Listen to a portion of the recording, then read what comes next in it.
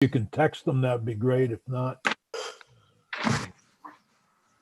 All right, well, we're going to get started this morning. This is Senate Judiciary Committee meeting Wednesday, June 3rd. I get confused on the days of the week. I have to look at the calendar to make sure it's a Wednesday. We have Michelle Child. The issue is H 936, an act relating to sexual exploitation of children.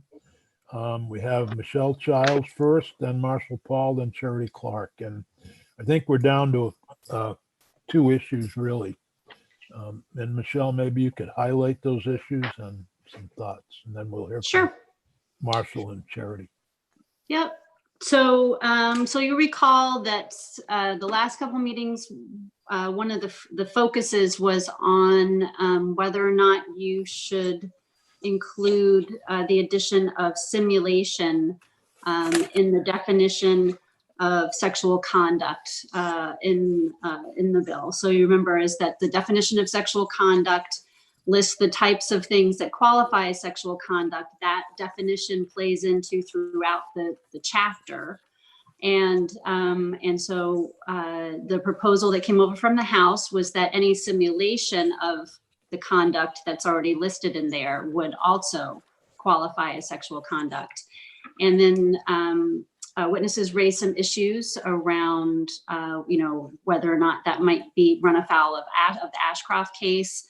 We added the language that's in the amendment that you have on your web page that we talked about last week, clarifying that it would have to involve an actual child, so that making it clear that it's not the intent to cover any animated or digital kind of recreation.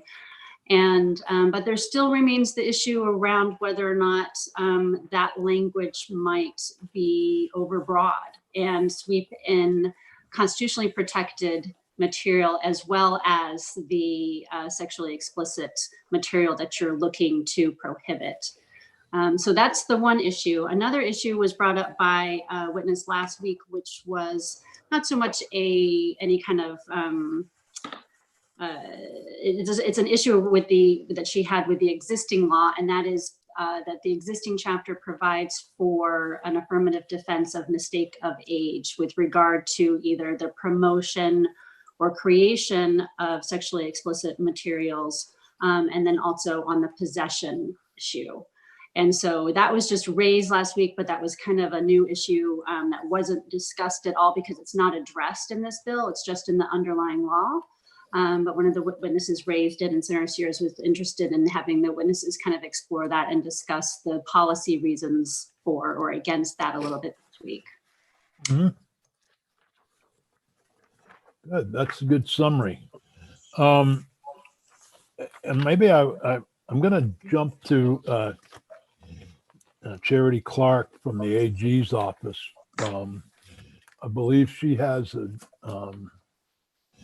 some comments regarding simulated, and then maybe Marshall can react and the committee can see where we're at on that.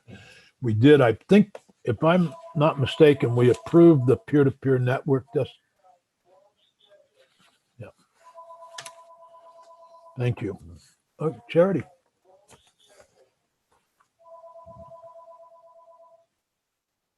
Good morning.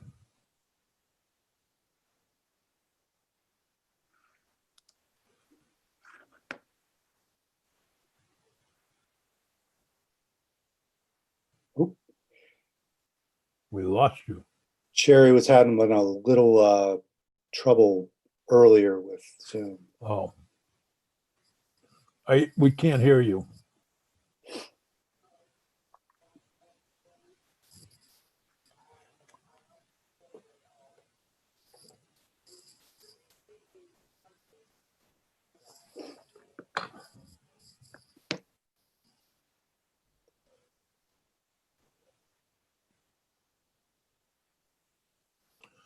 All right.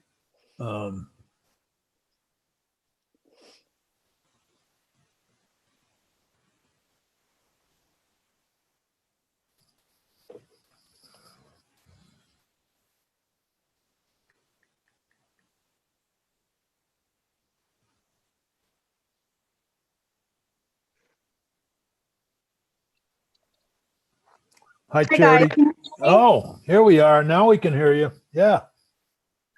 Well, I was having trouble earlier on my laptop, so I thought creatively, and now I'm on my iPhone, but I had to fix the privacy setting for audio. Oh, So glad to be here. Sorry for the delay. As I'm sure you are all aware, my colleague David Scher has taken a leave until after the primary in August, so I am pinch hitting for him today. Last night, I did send a memo from our office to the committee, and I'm hoping folks had a chance to take a look. Was everyone able to give that a well, we've skim? got a copy of it here. And Okay. I did skim it, but So I think, and of course, I wasn't able to attend last week, so I didn't hear the testimony firsthand. But my understanding is there was a disagreement about what the controlling law would be, and the Attorney General's position is that Ferber is the controlling case, and the memo goes into why that is. As Michelle mentioned, the statute here in that case, just like in Vermont, would be focused on an actual child, not animation, for example. That makes it very different. I had emailed as well an idea for a potential way through this disagreement, which is to define simulated in the statute. Right now, it's not a defined term. We could define it as they do in New York. And I had emailed that definition, but in essence, it has sort of two parts. One, we kind of already have, which is this depiction of sexual conduct. And the second is that depiction of sexual conduct would need to be combined with nudity of, partial nudity, at least partial nudity of the breasts, genitals, and buttocks or buttocks. So that would be a way to, just provide a little bit more clarity, and I think would be helpful at this juncture. So we would put that forth as an idea for everyone to chew on. okay. Well, the example that the officer from the Center for Exploitation gave us was of a sleeping child, and then someone who was exposing themselves, including the child in the depiction. So the child wasn't, as I remember it, the child wasn't naked or exposed, but was included in a sexualized depiction. So I see where you're going with the two-part definition, but at least in that instance, it would not cast the net wide enough. Yep. But I have read the memo, and my personal questions aren't so much about what might be the controlling case, but rather just that it strikes me as unnecessarily broad, whether or not it could be defensible. As we first saw it, it just said any simulation of conduct, and I think we've narrowed that some by adding the word actual to the child part. But the other part, and this goes back to Marshall's argument, which he may pick up again, but the other part that was troubling was the idea that someone filming a movie might be caught up in this. Is the AG's position that is, you say in your memo that the overbroadness should be cured by case-specific challenges.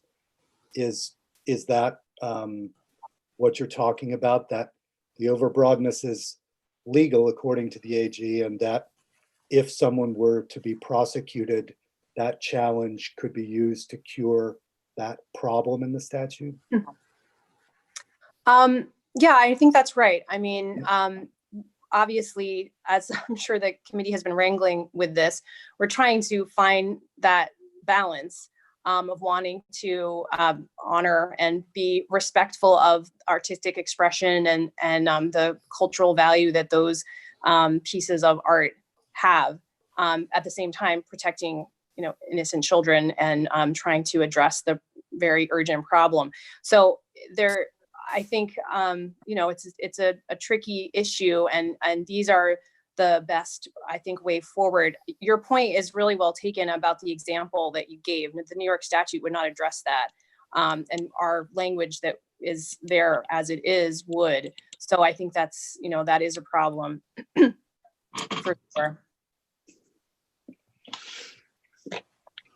Well, I'm just thinking that if we look at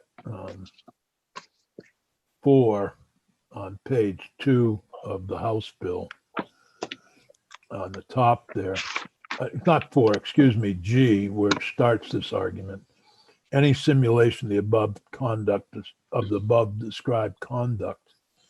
And if we turned it to actual simulation, actual or simulated, I wonder if that would help. Well, we've already described the conduct up above, which is current law. Does actual help being there?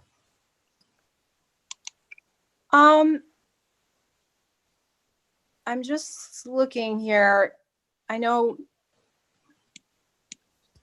I'm not sure when Michelle had said that, that that actual child was referenced. So that would be a separate issue. You're thinking of actual or simulated. I think actual is already covered. Yeah. But I'm looking at your New York State statute describes Mhm. sexual conduct as actual or simulated sexual intercourse. Mm-hmm. So do we want to just go back up there? Sexual conduct means any of the following. And the simulation has to use an actual child. I thought that's what the guy from your office on the exploited children was talking about, that actual child.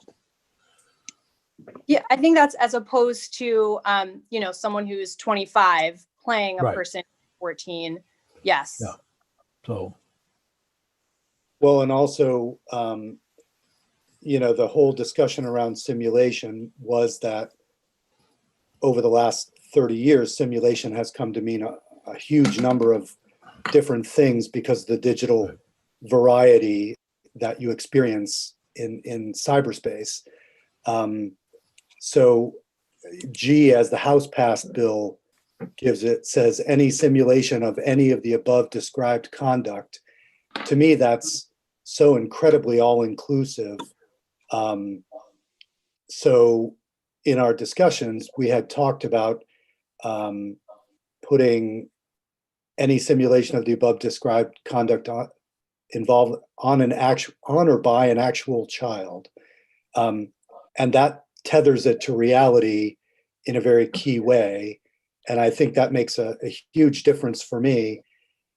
I suppose ultimately I can buy Charity's argument to Marshall's objection. In other words, I think Marshall's objection about filmed, an independent film or a mainstream film that depicts underage sex could conceivably fall into this, but could then be defended in court successfully. Because I just don't see any other way to fence that out. If you're looking to prevent somebody with a camcorder from doing it, there's no way to prevent somebody with a full-on film operation where it's part of a script and part of an edgy independent film, it seems to me. I wanted to also add, I'm sure you've heard from Matt Raymond, who is the director of our Internet Crimes Against Children Task Force.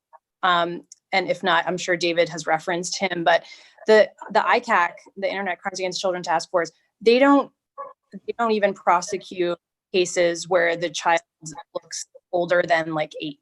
So they focus on cases where the depiction is of a child who's 8 or younger. I just want to emphasize that in the practical reality is that they get so many. They focus on the very, very young children, and they don't take the cases where the children are older than, or appear to be older than 8. They don't know, but. And that, to me, that's a problem, frankly. Why wouldn't we want to protect a 13-year-old against this egregious behavior? So I have a problem with that policy itself, and have had since Bill Sorrell first raised it, I don't know how many years ago, in Senate Judiciary. And it seems to have carried on into the Donovan administration as well. And I urge people to start to look at where you can actually prove the age. I realize it's difficult to prove the age and then prosecute, but a few of those cases might help. I think it's just as egregious against a 13-year-old as it is against a 8-year-old. But I do think having it an actual child involved in the simulation, that gives me comfort as well as, and I agree with Senator Baruth. Yeah, Michelle? I just wanted to remind everybody that you are still operating off of the committee amendment that you had last week. I don't have a new one because there weren't any new discussions about that. But in that amendment, that's where you added in subdivision G, after described conduct by, with, or on an actual child.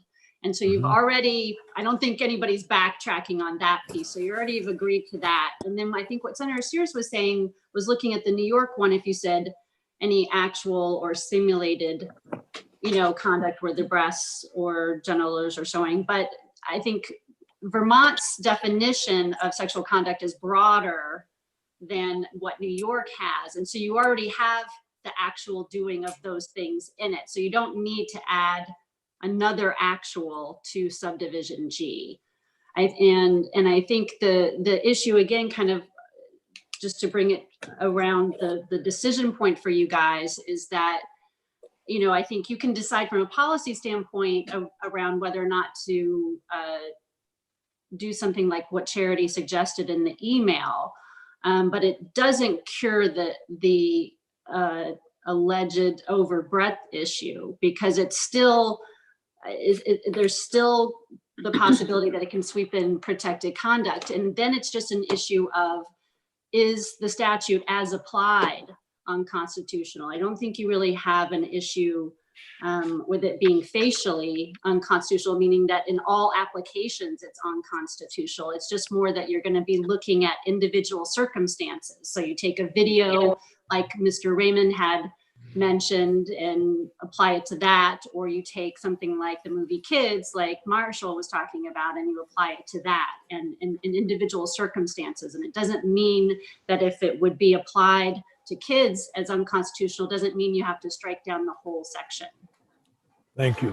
Can I jump in at this point? Because I think there's a misunderstanding about the about facial overbreadth doctrine, because there's facial overbreadth doctrine means two different things. There's a facial overbreadth doctrine that applies to all laws that touch on any sort of constitutional issue, and what that facial overbreadth doctrine says is what Michelle just said, which is that if a law, that the only way that a law is struck down entirely is if it can't be applied constitutionally at all. But there's a special facial overbreadth doctrine in First Amendment law, which says that if any statute sweeps in a substantial amount of protected speech, like, for example, the movie Kids or the movie The Third Wife, or I did a little more research and found a couple more movies. Taxi Driver. Jodie Foster was only 13 when she made Taxi Driver, and she was playing a prostitute, and there are explicit sex scenes in that.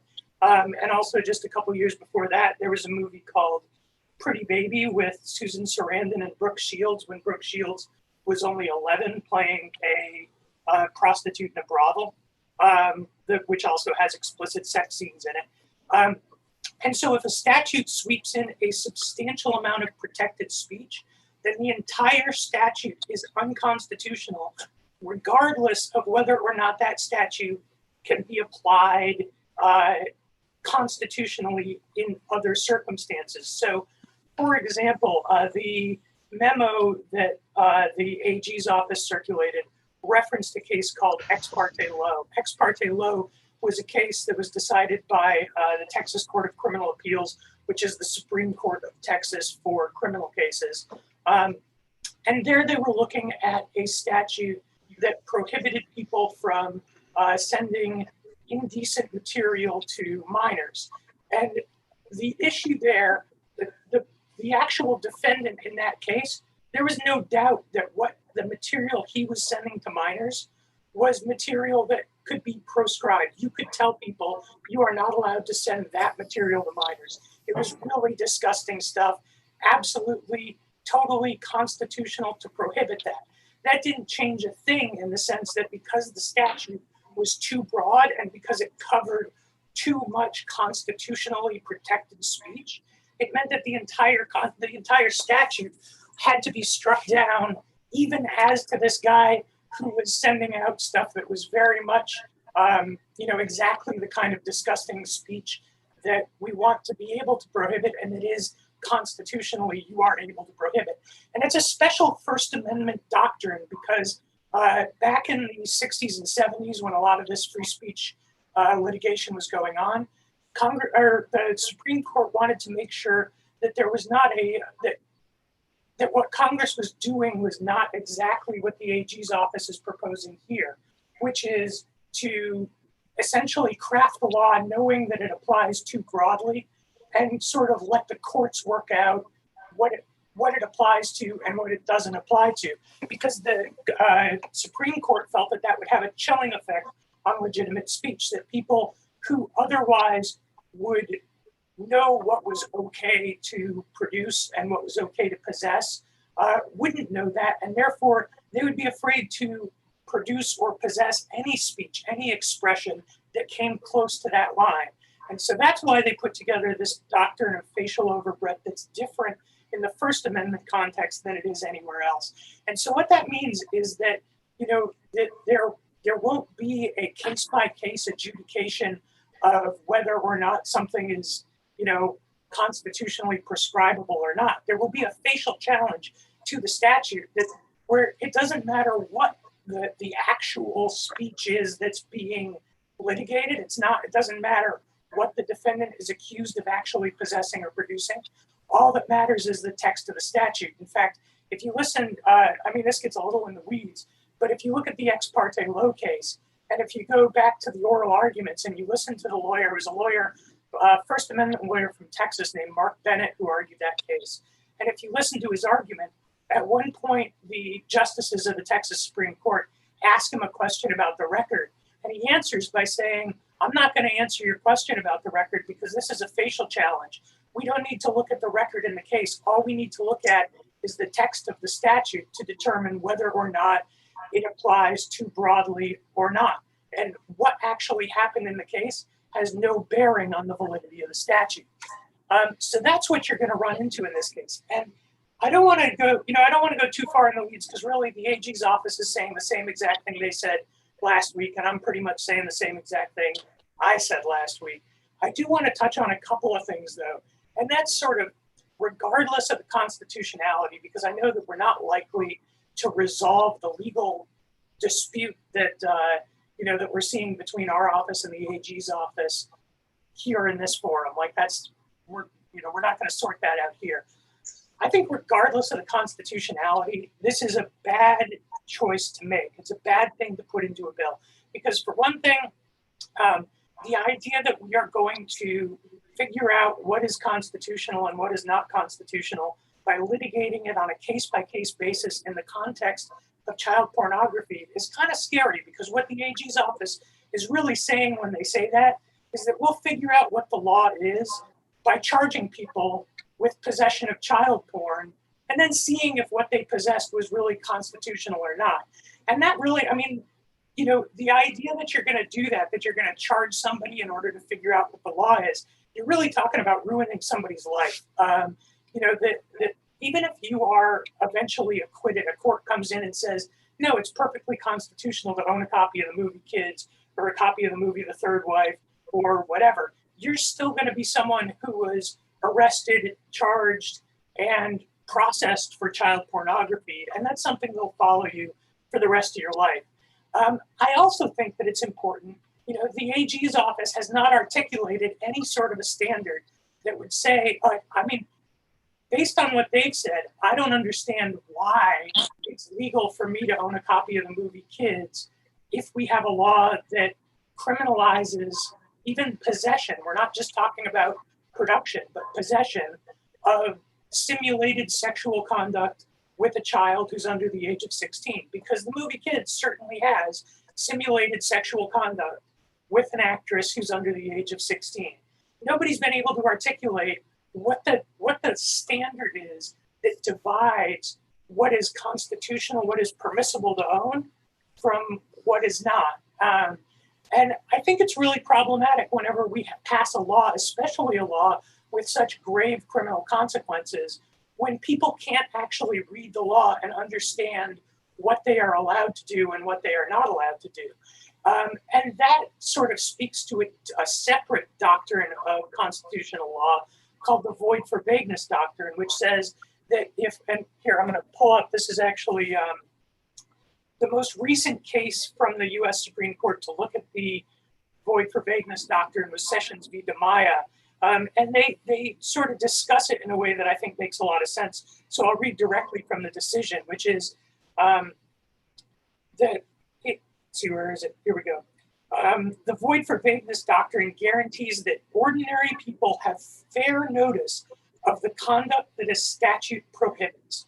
And the doctrine guards against arbitrary or discriminatory law enforcement by insisting that a statute provides standards that govern the actions of police officers, prosecutors, juries, and judges. And in that sense, the doctrine is a corollary of the separation of powers because it requires Congress rather than the executive or judicial branch to decide what conduct is sanctionable and what is not.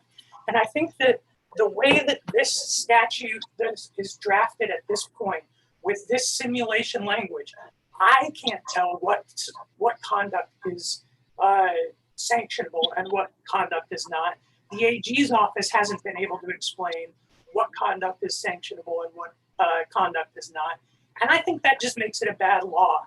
And I would also say that I don't think that that's, in this case, this is not a law, and I think Michelle mentioned this when doing a walkthrough of the bill. This bill was originally not drafted by Ledge Counsel. This bill was drafted by the AG's office. And if you look back to the as introduced version in the House, you'll see that it was a very, very different bill. And I think that this law was really drafted without much thought towards the constitutionality of it, because when this was introduced, the AG's office came in and did a walkthrough of the bill. And then the next week came in, and before anybody else had testified, before anybody had testified about it, before I had come in to say what I thought was unconstitutional about it, the AG's office came in and said, we want to take half the bill out because we've decided it's unconstitutional. And I think we're still seeing kind of the leftovers from that process here. And my suggestion would be that this bill gets tabled, and I think that there are real concerns that need to be addressed in the child pornography statute, but I think it might be best to table this bill and start again fresh and let Ledge Counsel draft a bill that's more focused on the constitutional aspects of the enforcement of child pornography laws, because I think this bill has just become too problematic. What I would say as just sort of a final note is if this is going to be, if the committee does decide to move this bill forward with the simulation language in it, my suggestion would be, I know there had been discussion about making the bill effective on passage. I think that this is a bill that is actually going to criminalize the possession of, material that people actually possess right now and don't believe they're doing anything wrong. I own a copy of Taxi Driver.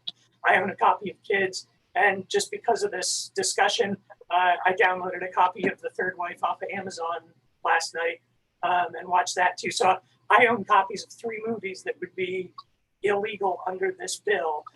So my suggestion would be, if this is going to go into effect, that there be a effective date that is down the line, and that there be some requirement, that there be some publicity and education about this, so that people have a chance to get rid of things that they own that will become illegal under this bill. Thank you. That's a mouthful. But good suggestions. So another suggestion, Marshall, is to just take G out and not talk about simulation and allow it to go forward through the Senate, dealing with a new definition of peer-to-peer networks, etc. Seems to me that then that can be argued out in a committee of conference, or leaving it to the House to what they want to do. I hear your concern about simulation.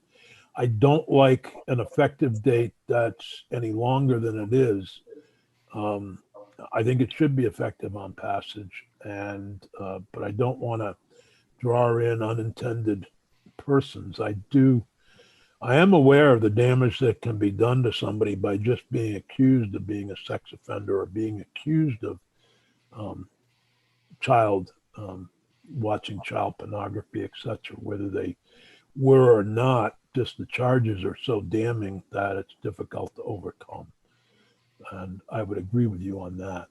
Senator White has a question, but I would like to get Michelle's thoughts on just striking G and what happens there. We've still got a few changes that we've made.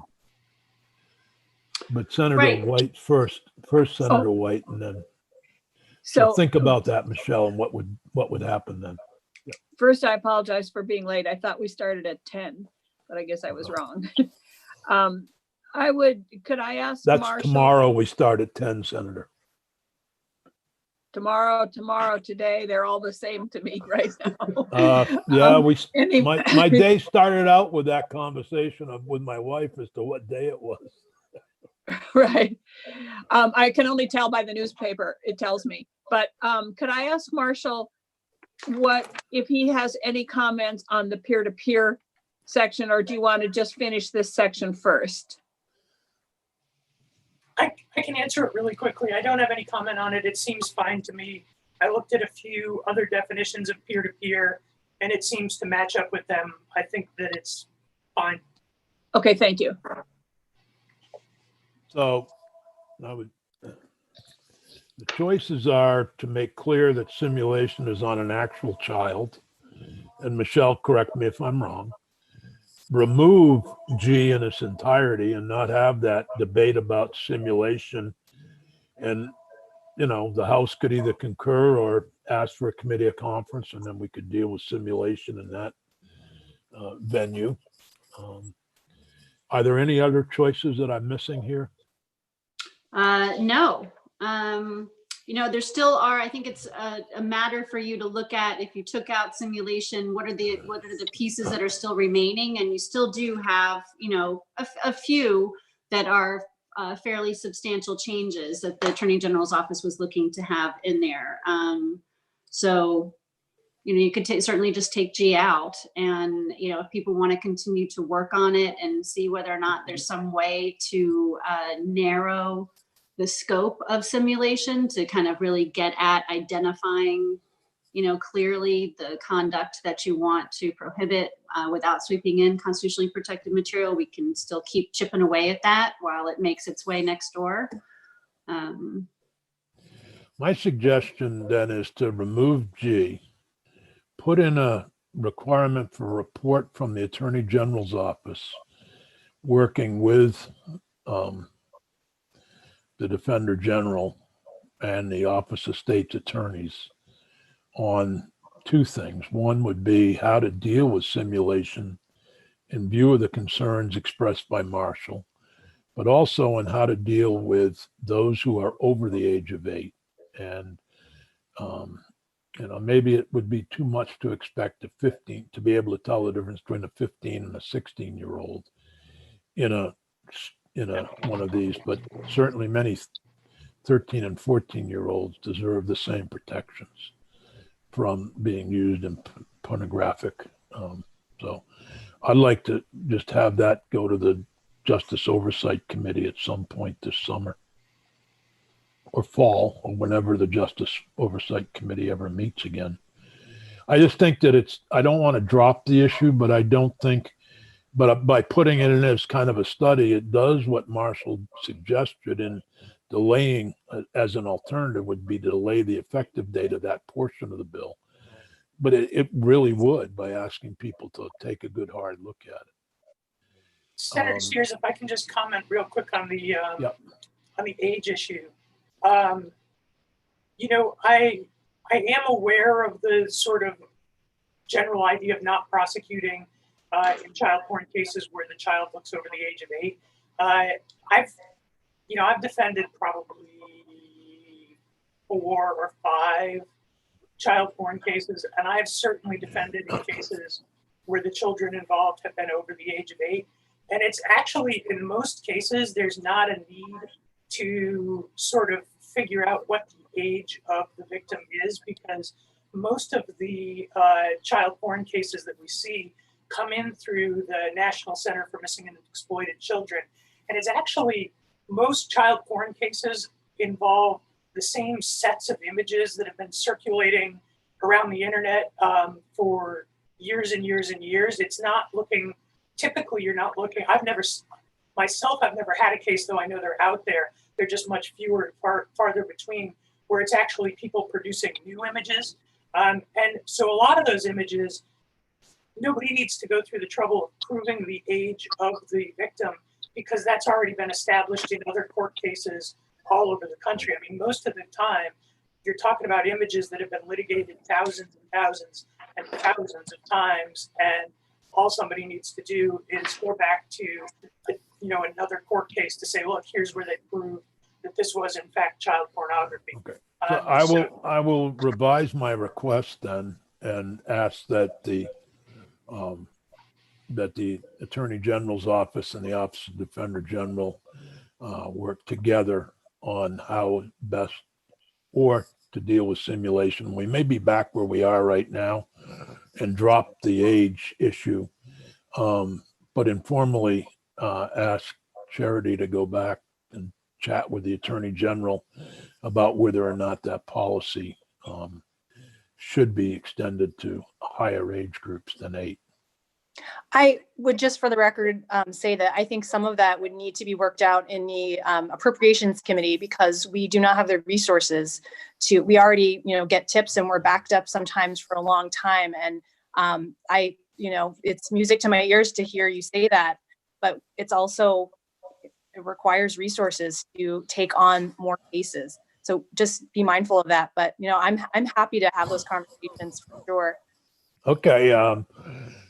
I guess it takes resources to take on more cases. I guess so. I had never heard that before as the reason. I thought the reason was it's difficult to prove the age when you get beyond 8, 9-year-old children. That's a reason too. So, but I'd be happy to, as the member of the Senate Appropriations Committee that handles the Attorney General's budget, if you have ideas, I'd be happy to look at them. We don't have any money, but I'm still happy to look at them. But I would like that, that's an informal request. But the second one, if we could write into the bill, and that at least gives the House the idea that we're serious about simulation, but that we're not ready to go there. And I don't know how the rest of the committee feels about that, but it seems to be, we've got a pretty good bill here. Why give it up over this issue? And I don't know if this discussion was held when the House passed the bill or what, but any other thoughts? Senator Sears, can I just ask, so you don't want to address the mistake of age issue in any way? No, not now. not, I'm asking the Attorney General's office to look at the mistake of age and to come back to us with suggestions for both resources as well as any changes to help prosecute people who are involved with children who are over the age of 8 but are still under the age of 16. That makes sense? That's an informal request, doesn't have to be in the bill or anything. That's just an informal request from myself and I hope the members of the Senate Judiciary Committee. If not, if anybody objects to that, that's fine. Sounds good. But just an informal request to the Attorney General. And he could report back to this committee, or Charity can do that. But the idea is the statute, the new bill, the strike all bill would do the study of the simulation and a report back by whatever date is reasonable. We've been using November 1st so that, hopefully by then we're out of Zoom and are able to meet in large rooms.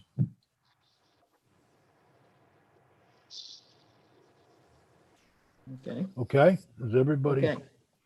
Yes. All right. It seems like there's general consensus there to move in that direction.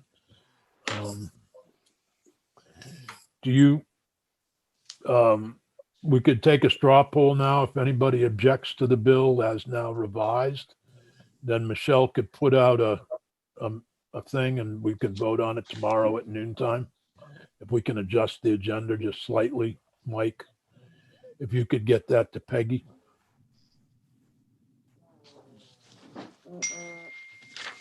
We'll do that. Okay. Michelle, will that give you enough time to Sure. redraft? No problem. Okay, we'll do a vote on it at noontime tomorrow. Hopefully I'll be back from Albany by then because I can't vote remotely. Okay. Well, that's according to Senator Ash. Now, I don't know if Senator White may know differently. I find that a little confusing that you can't vote remotely because you are voting. We're all voting remotely. I can't vote if I can't be seen, if I'm on the phone. If you're And on I the would be Can't do that. coming back from Albany when we start to, hopefully, driving back from Albany at 10, but I expect to be home by noon to be live on Zoom. Okay. Could- If I- Could you Like- stop, if you're not there, can you stop outside of a library and hook into theirs on your iPad so that you can vote? I don't You think could do there's, that. there's no libraries between Albany and Bennington. Yeah, there is. Well, maybe Alice Nitka knows. She grew up in that area, but I don't think there's libraries. But Dick, They don't have them in New York State. there are McDonald's. That's Yes. true. You But know, they're not McDonald's has open. Wi-Fi. Yeah, But there they are have McDonald's. Wi-Fi. Yeah, have they Wi-Fi. do, don't they? Does So- it do their building? McDonald's, is the Wi-Fi outside? Yeah, if you pull Probably into the because parking lot. Oh, Well, I'll take that under advisement, but You might All have to get a depends. McFlurry and get the code. right, yeah, a McFlurry. Let's see. My wife will be with me. We'll be driving between Bennington and Albany, or hopefully returning to get our appointment window for the COVID test is between 9 and 10 at Oh, Albany Memorial, where they have tents set up. I'm sure that's that's fun. You just drive through and they go, well, the driving through, it sounds good if there's only 2 cars ahead of us. I Yeah. expect about 100 ahead of us. Right. This is Albany after all. But they don't accept Vermont tests, which is I've written the Commissioner of Health as well as the Health and Welfare Committee Chair of the Senate and the Healthcare Committee Chair of the House for I other people. I don't think it's that they don't accept Vermont tests. I think they don't accept tests from any place except where you're No. going to have the The surgery. reason they don't accept Vermont tests That's- is we don't get the results within 24 Yeah. hours. Oh. Oh, Our tests take up to 48 hours to get the results, and unless you're positive, they don't give you the results. So if you're negative, you wouldn't get the results for at least a week. And that's the reason they don't accept them. oh, And they told me that Vermont was, they said some awful things about Vermont. Hmm. With that, we'll take a 5-minute, think about that. That the Albany hospital said bad things about Vermont. I hope you defended us. No, I didn't. Oh, I agreed with them. No, the idea that we can't get a test result within Yeah. 24 hours is absurd. Yeah. We should be able to know whether we're negative or positive within Yeah. 24 hours. Yeah. And I can't defend that. And I did No. not, since we're being public here, and nobody expected this discussion, I'll just leave it and we'll take a break. Okay. And come back at 10:30 with Stephanie, Michelle, Terry Corsones, and Pat Gable to talk about our favorite subject, e-filing.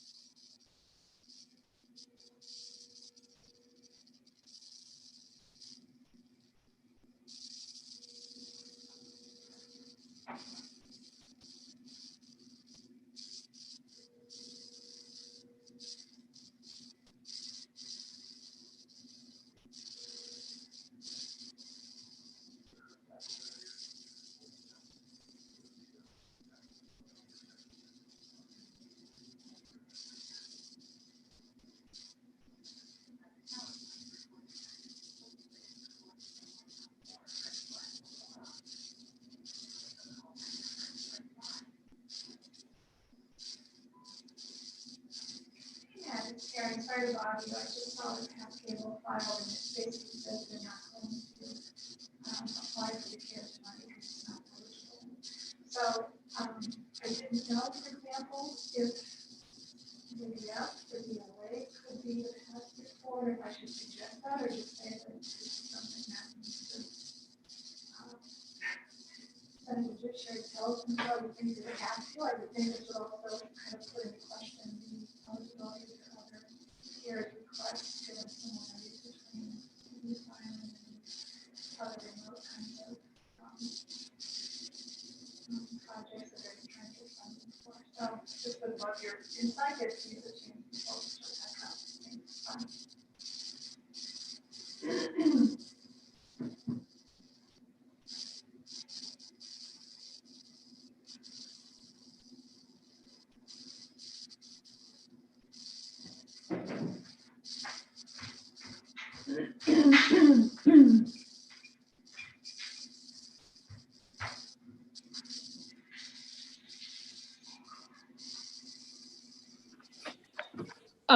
Terry, just so you know, I think you're not on mute.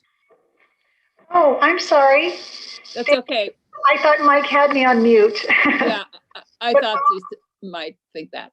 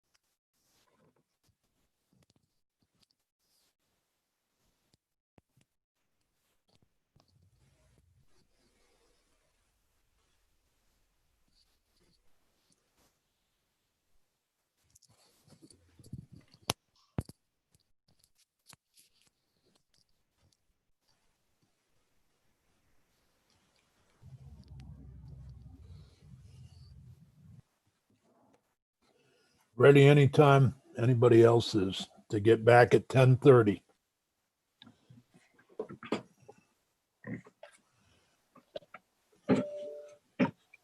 Senator Sears, Yes, Mike. do you want that vote tomorrow before you start on the bill or afterwards?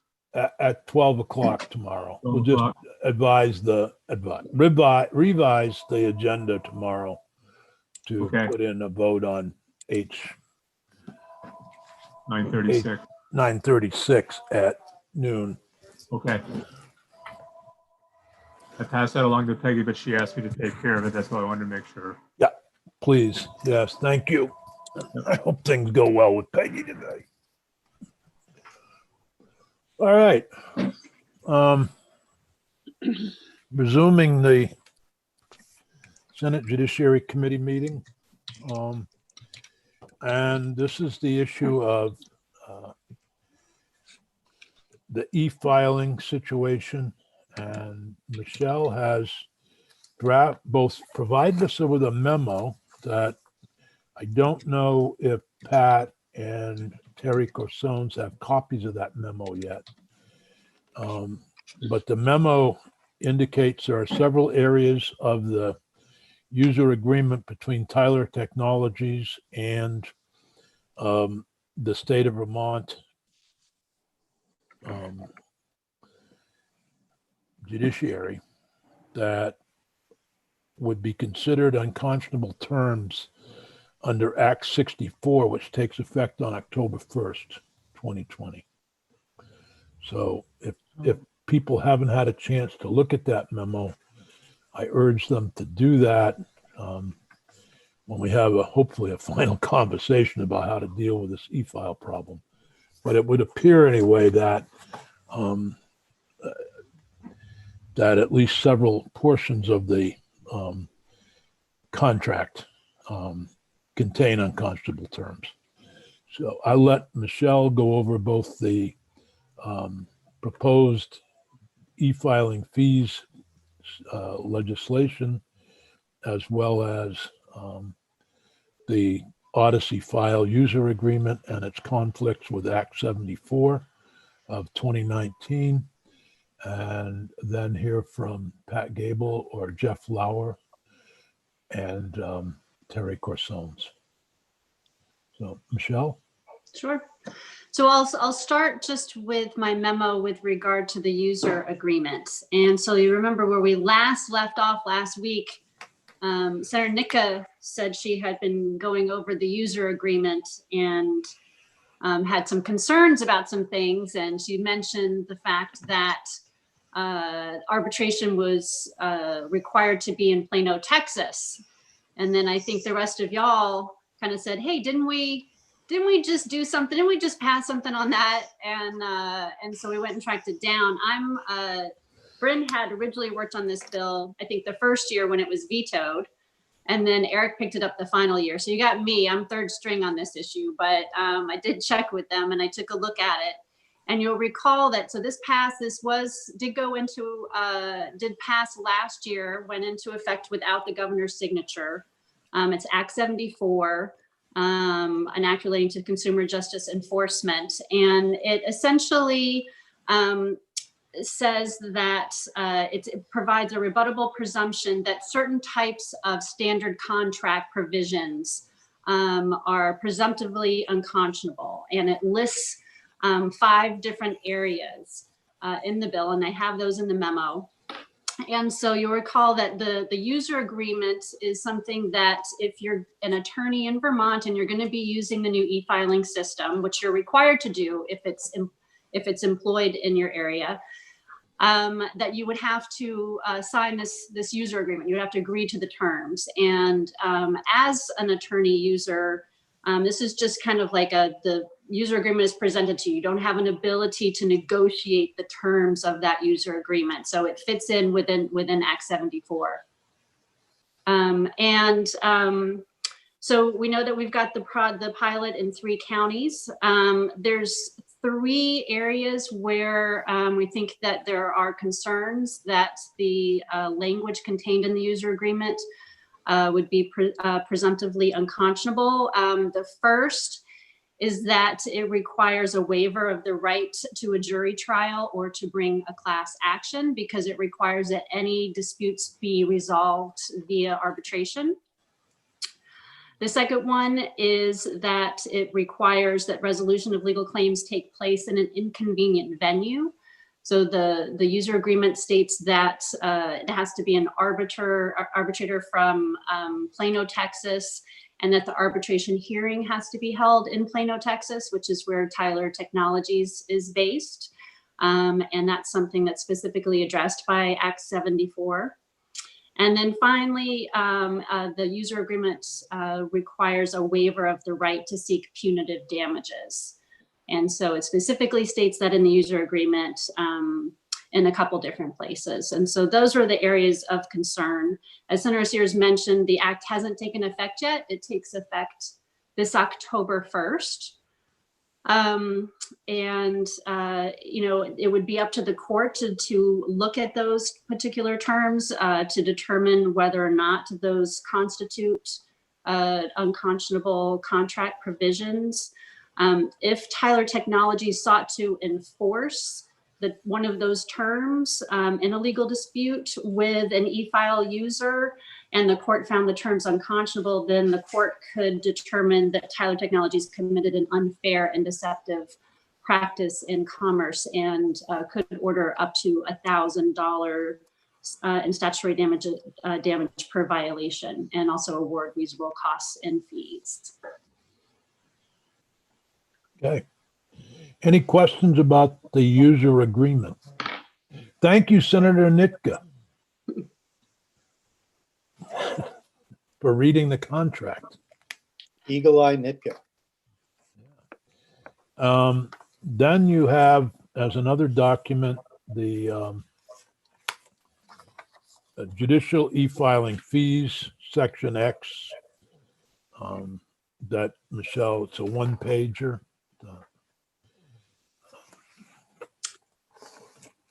Yep, and so this would be, just the standalone language that would be folded into the budget, just stating that directing that the judiciary immediately suspend the imposition of the e-filing charges, and would be utilizing funds that would be in another section that would be appropriated, and these would be using the CRF monies to fill that gap where they wouldn't be collecting the fees.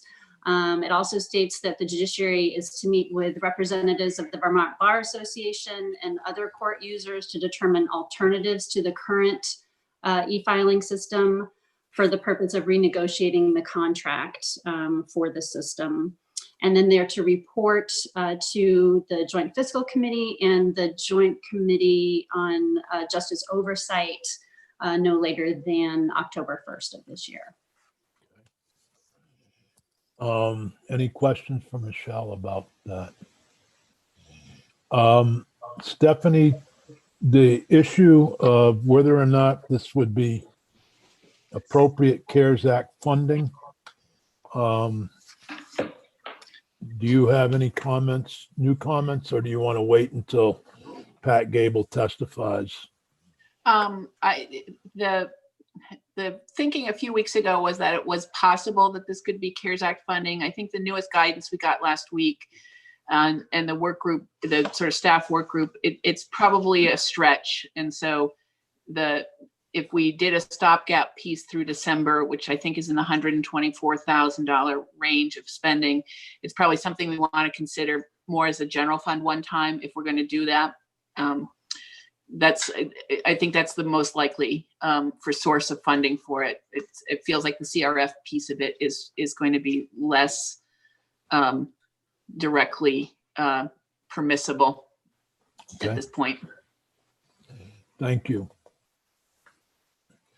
Why don't we start with Pat Gable? Pat has two documents she provided to us today. One is a memo. The other is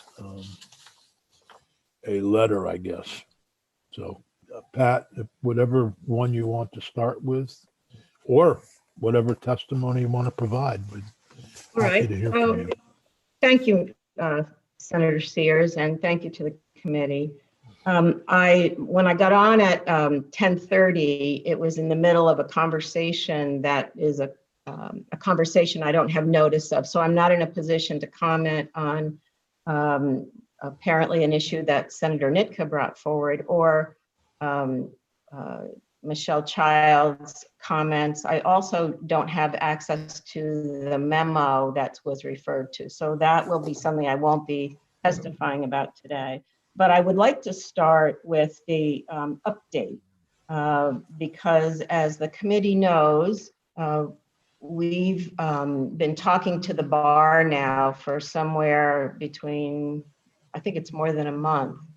And originally, when the Bar Association first brought forth concerns and set up a committee, I offered, with their consent, of course, to have Judge Kate Hayes, who is the judge in the judiciary most knowledgeable about the electronic case management system and the e-filing system, and Jeff Lower, the chief information officer in the judiciary, who's the non-judge, who's most knowledgeable about it, to actually sit down with the committee so that they could sit down, around a table, talk about the concerns of the bar, including concerns about the contract or about the way it was priced or what have you.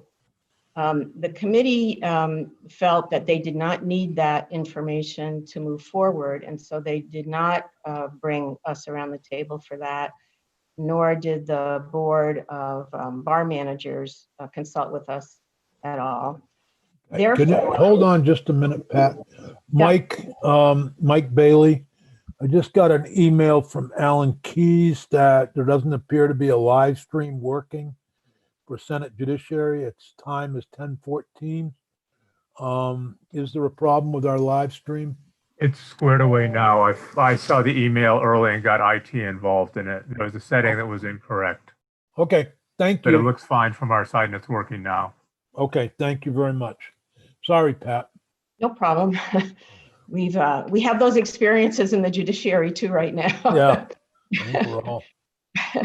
So instead of having that opportunity to sit around the table and do some of this problem solving and understanding, what the issues are, this discussion has mostly taken place, in the context of your committee hearings. And so there are times when that forum is a good forum for vetting issues and having people talk about their views. There are other times when this kind of forum isn't the most constructive for a problem-solving approach. In this case, because of the way it's unrolled, Jeff Lower in particular, who is in the meeting today, and who is the most knowledgeable regarding the Tyler contract, has had discussions with the Bar Association and taken in the various scenarios and questions and requests for research and the like, which we've done to the best of our ability, particularly given the historical legacy system that still exists in some of the courts. And we've also engaged with Tyler to determine whether Tyler would be interested in renegotiating our currently effective contract.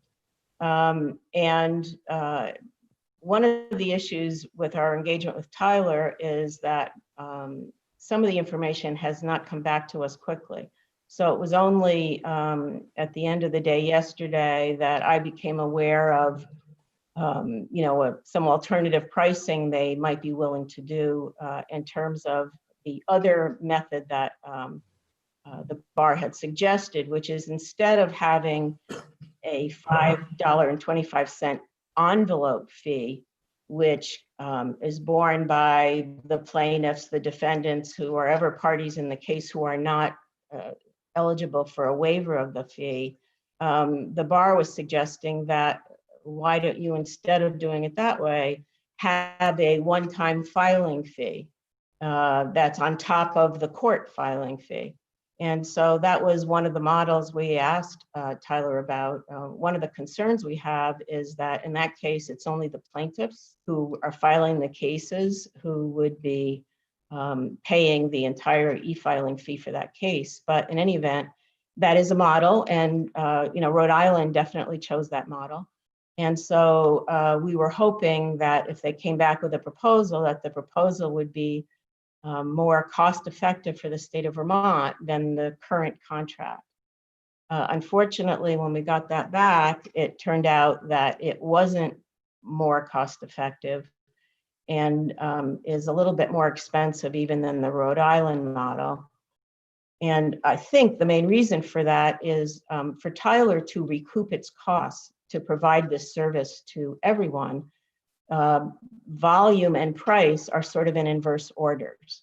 And so in Rhode Island, which is a more high volume state, the price, I believe, can be a little bit lower because they have the volume.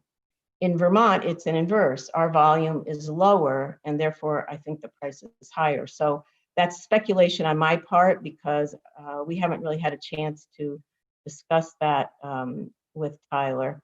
But what we have been doing is we've been trying to use the data that we have right now from our pilot project, which just started, several weeks ago.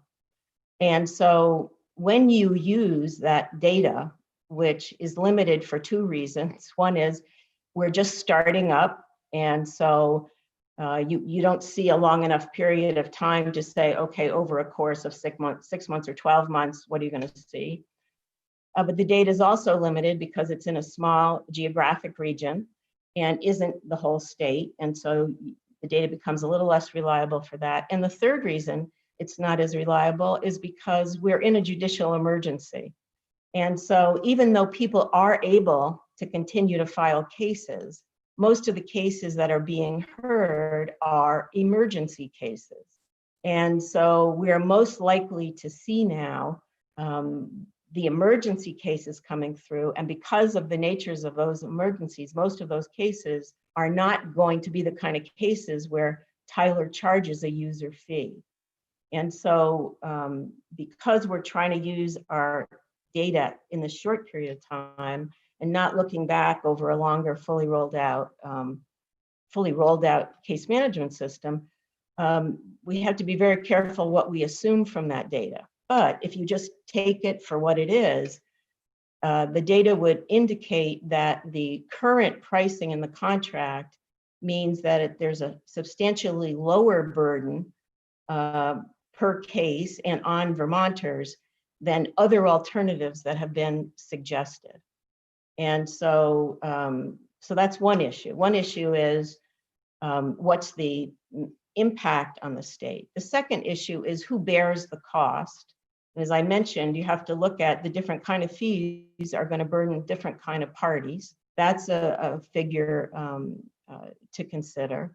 And also, as this matter has played out over time, I think our negotiating abilities with the vendor, who are what they watch these meetings, they follow all of this, puts us in a tighter box. So because I just got that information last night, I provided you what I could. So I think what I would say just about the update and the practical problem solving part of this, what we in the judiciary would like is to make sure that when we impose a user fee on a user of the court system, whether it's a lawyer or a pro se litigant, we want to make sure that there's a balance of interests. Number one, we want to make sure that the vendor doesn't get overpaid for the service it's providing to the state of Vermont. Two, we want to make sure that the amount that's being absorbed by the user is a reasonable amount when you compare it to the value of the service that's being provided. And three, we also want to look at who is burdened and who is not burdened. And as you know, the e-filing use fee is designed so that it's not charged to anyone who is not required to pay a court filing fee. So that means a substantial percentage of people who are using the service, and Tyler is providing the service, are not paying for it at all. And that means that the people who are, and that's the same with court filing fees for that matter, except that goes into the general fund, which is there are certain people and certain parties and certain kinds of cases that are burdened more or less by the fee. So we need to balance the issues of the taxpayer. Are we burdening the general fund? At the moment, we're not burdening the general fund at all with this particular service that users are using. We believe the service provides substantial efficiencies for users, and that most users, whether they're attorneys or if pro se litigants opted to use it, they don't have to use it. I think they would find it more efficient. So we're concerned about that. So we're concerned about the taxpayers, the users. We want to make sure access to justice is still achieved in what we provide. And we don't want the vendor to be overpaid for the service. So Jeff Lower can explain in much more detail why some of the suggestions of the bar actually, while I know they're well-intentioned and well-meaning, might not actually achieve the goals that they want. But as you know, we are already in a legitimate, valid contract that was signed in 2017. And both parties have been performing in good faith, and we're in the middle of that contract. And so we also need to be respectful of the rights of companies that enter into contracts with the state of Vermont, which is what this contract is. And so that would be my, I guess, factual update. And Jeff, as I said, is really the person who can talk about that in more detail. On the second issue, which is the various proposals for legislation, we have I'd like to comment first on, okay, right. if you don't mind, on your points. Your points are well taken. The negotiation didn't take, your negotiation with Tyler Tech, from what I've heard, and Terry Corsones can correct this, I don't know how much involvement the Bar Association had in those negotiations. So the user of the system, which is the attorneys in the state of Vermont, I'm not sure that they were consulted to the extent that they felt left out. They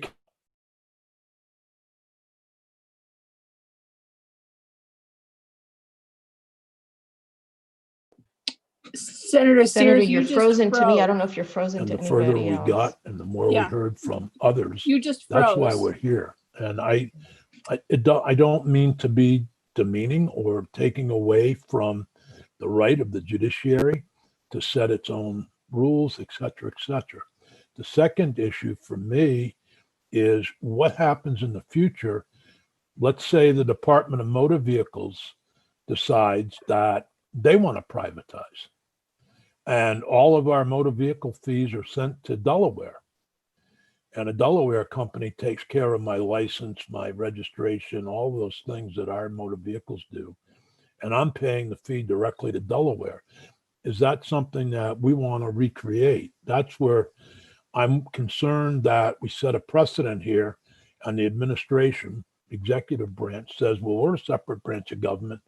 We'll let the people in Delaware set the fees for Vermonters.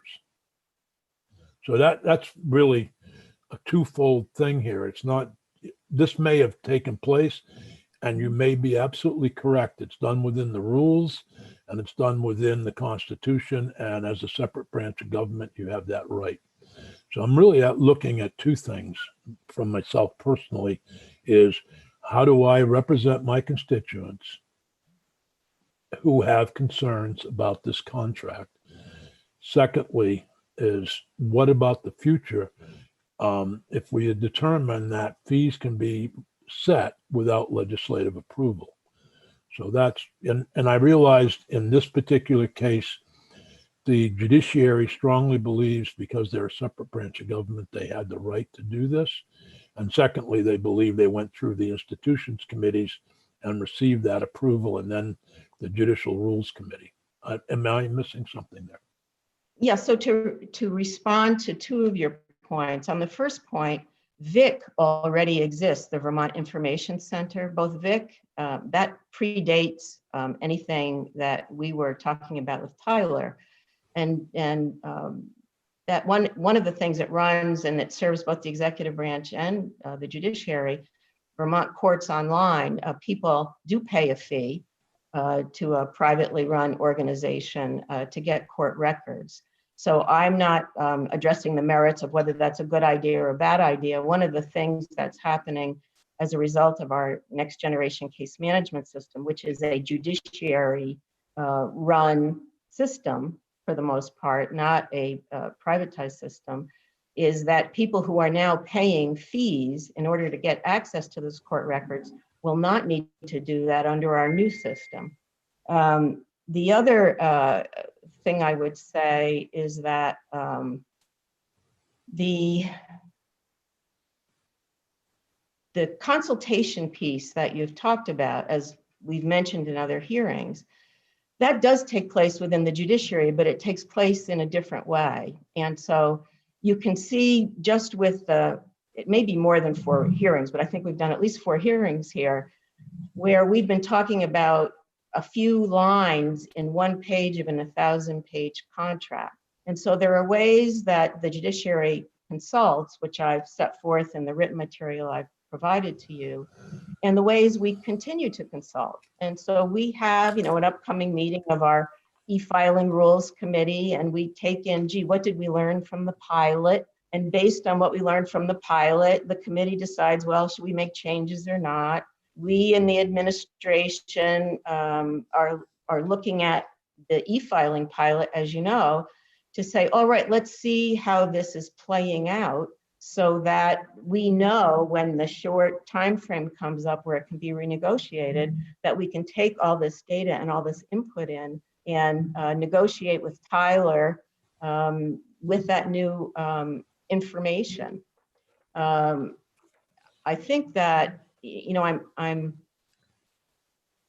the reason that we set the first expiration date that we did is because that would not only be after we're rolled out throughout the whole state, but it also gives us then a track record of being rolled out. And at that point, would plaintiffs' lawyers want to bear the whole cost of e-filing? Maybe they will, maybe they won't. But we'll be engaging with the entire bar, of course, Bar Association, but also all the lawyers who either are independent of the bar or simply have other affiliations. I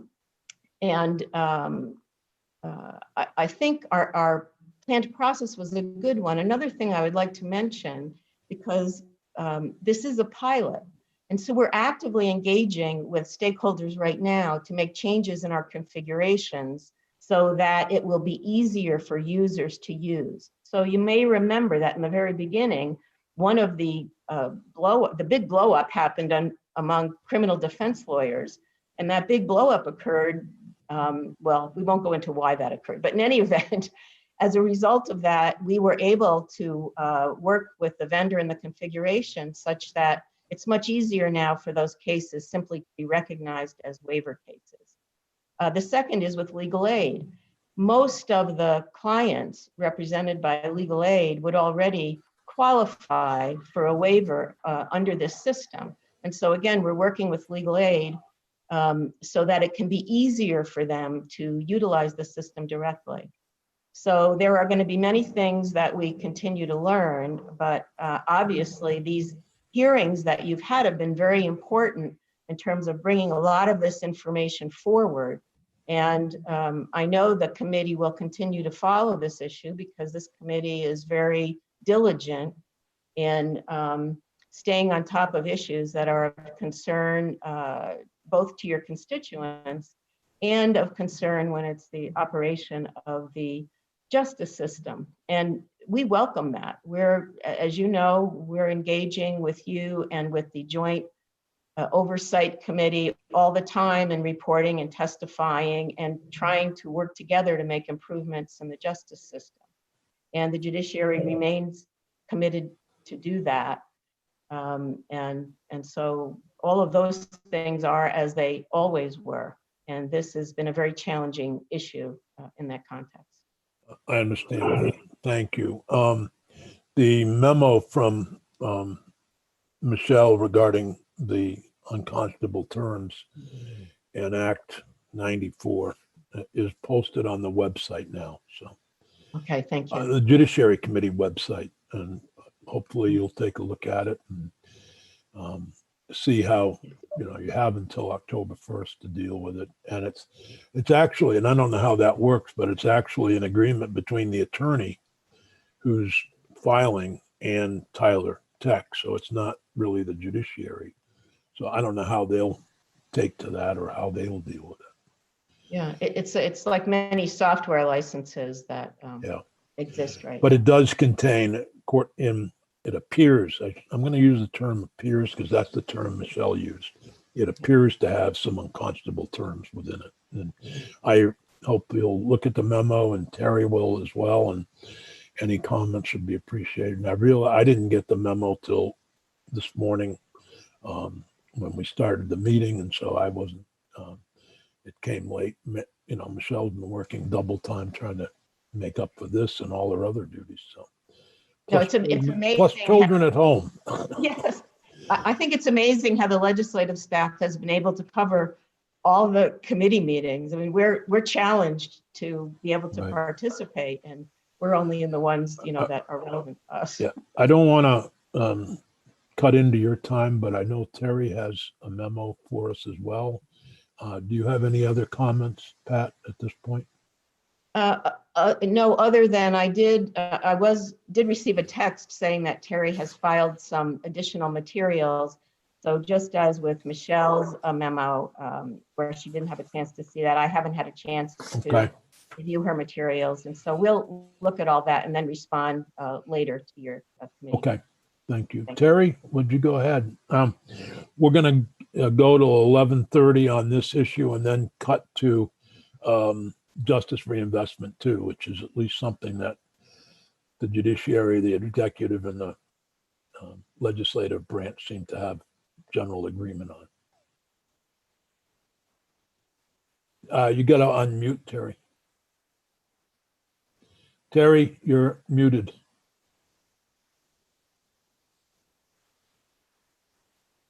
You're muted. Okay.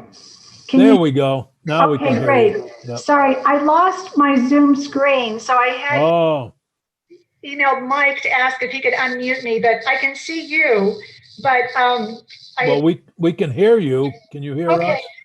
I can hear you, yes. Good.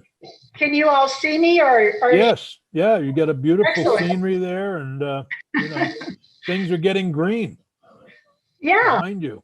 yeah, I can remember many days it was all snow out there, but Yeah. we've been here that long. Well, thank you, Senator, so much, and the committee for this opportunity. And Pat, I apologize. Whatever you have filed, I haven't had the opportunity to view either. What I filed was in response to the proposed legislation that Peggy sent yesterday. So my comments are mostly focused on those. Although I did want to note, Senator Sears, you asked about the bar's involvement in the negotiation of the Tyler contract, and you're correct. We were not involved. I find it somewhat ironic that Pat has indicated the judiciary wants to be sure and take into consideration certain things before imposing a user fee, and just note that making sure that there's a balance of interests and that the court users are involved was missing from that exercise. And unfortunately, as has been pointed out, had the report that the legislature requested been provided, and there would have been that opportunity for input, I dare say we would not be here today. And I just ask that the respect that she is saying she would like to afford Tyler, having entered into the contract, also be afforded the court users who weren't given the opportunity to be involved in that contract negotiation. So it brings me to actually my points that I wanted to make regarding the proposed statutory language. We find that the proposed language serves three purposes. First, it allows a mechanism to suspend the imposition of the per use e-filing fee that has caused such controversy. The e-filing fee study committee report, I think, lays out in detail all of the many adverse impacts that have flowed from this. The fact that it's only been in effect since April 20th, I think is very timely, in as much as something that appears to be a mistake on so many fronts, ideally, and with this proposed statutory language, can be corrected by being suspended. The second valuable purpose it serves, the language, is it allows time for the judiciary to work with the court users whose perspective can now be taken into consideration. And thirdly, the proposed statutory language makes clear that the legislature should have the rightful authority, we would say does have the rightful authority, to approve e-filing fees going forward. So if the per use e-filing fee is suspended, it would remove many of the adverse impacts that the e-filing fee study committee report detailed. First, it would encourage pro se litigants to e-file versus discouraging them. Pro se litigants have the option of either paper filing or e-filing. And if pro se litigants have the choice of either e-filing, where there's a $5.40 charge each and every time they enter the portal to e-filing something, versus the option of paper filing, where they pay nothing for filing something with the court, our thought is that they would logically choose the paper filing option, and that would defeat the purpose of trying to encourage, which has been a central goal of the judiciary all along, to encourage pro se litigants to e-file so that they can benefit from all the advantages of the e-filing system, which again, the court, the VBA has long supported the judiciary in its efforts to ask for an e-filing system, and has been very grateful to the legislature for making that e-filing system possible.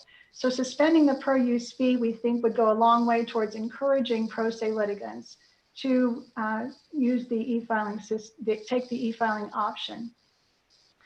The other big advantage to removing the per use e-filing fee would be to remove the obstacles, all the obstacles that the access to justice community has described so well in their contributions to the e-filing fee study committee report. One example is the Vermont legal aid attorney of 22 years, who wrote, "The transaction fees required by Odyssey deny access to justice to self-represented litigants." She wrote that transaction fees impose a cost on defendants that have never existed before. In a fair system, defendants should not be charged a fee for the right to defend themselves from plaintiffs' claims. Similarly, the Pro Bono Committee, which represents hundreds of private attorneys who have selflessly provided low bono and pro bono work to thousands of low-income Vermonters, also voiced their serious concerns about the per-use e-filing fee. They wrote, "Although fee waivers may be available to public defenders and contract defenders, these waivers are not available in all low bono cases. If these fees are to be passed to the client may make the decision not to pursue legal action. The effect would be disastrous. We should not support a system that enables the rich and shuts out the middle and lower classes," quoting the Vermont Constitution and the right of every person to obtain right and justice freely and without being obligated to purchase it. The court administrator wrote in her last submission, the last time we were here, "It is difficult to understand the VBA's argument here." And I would just point out, it's not the VBA's argument, it's the argument of longtime Vermont legal aid attorneys and private attorneys who have provided, thankfully, pro bono and low bono representatives to thousands of low-income Vermonters, many of whom would not qualify for the fee waiver. Another adverse impact that would be addressed by eliminating the per use fee is that the per use fee, where a filer is responsible for responding to whatever is filed by the other side, it makes it impossible to predict the e-filing costs in any one civil, family, probate, small claims, environmental, or Supreme Court case. And this poses a very real and practical problem in all those cases, and ethical problems for attorneys representing parties not able to project what the actual cost will be of the litigation. The second major value of the proposed legislation is that it addresses the lack of involvement of court users in the decision-making process that led to the imposition of these per-use fees. As the Addison County Bar Association noted in its letter objecting to the Odyssey fees and a fee-based court access, and by the way, a majority of the county bar associations have now joined in with the Addison County Bar Association's objections. Odyssey is but one example of how, absent dialogue with members of the Vermont Bar, the full implications of broad level change may result in diminished access or other harm to Vermonters and others who have the greatest need. We welcome the opportunity for a robust dialogue going forward in order to avoid the many unintended consequences when modernizing the courts. The judiciary has rightly emphasized transparency, collaboration, and the importance of input from stakeholders. The problem in this instance is that we didn't have transparency, collaboration, or input in this per-use e-filing fee decision. So the proposed legislation would bring about those values that should be present. And it will also ideally include the required review of the user agreement that Michelle spoke about. And Pat, the user agreement was sent to you along with Attorney Cabot Teachout's email describing all of his serious concerns about it on May 18th.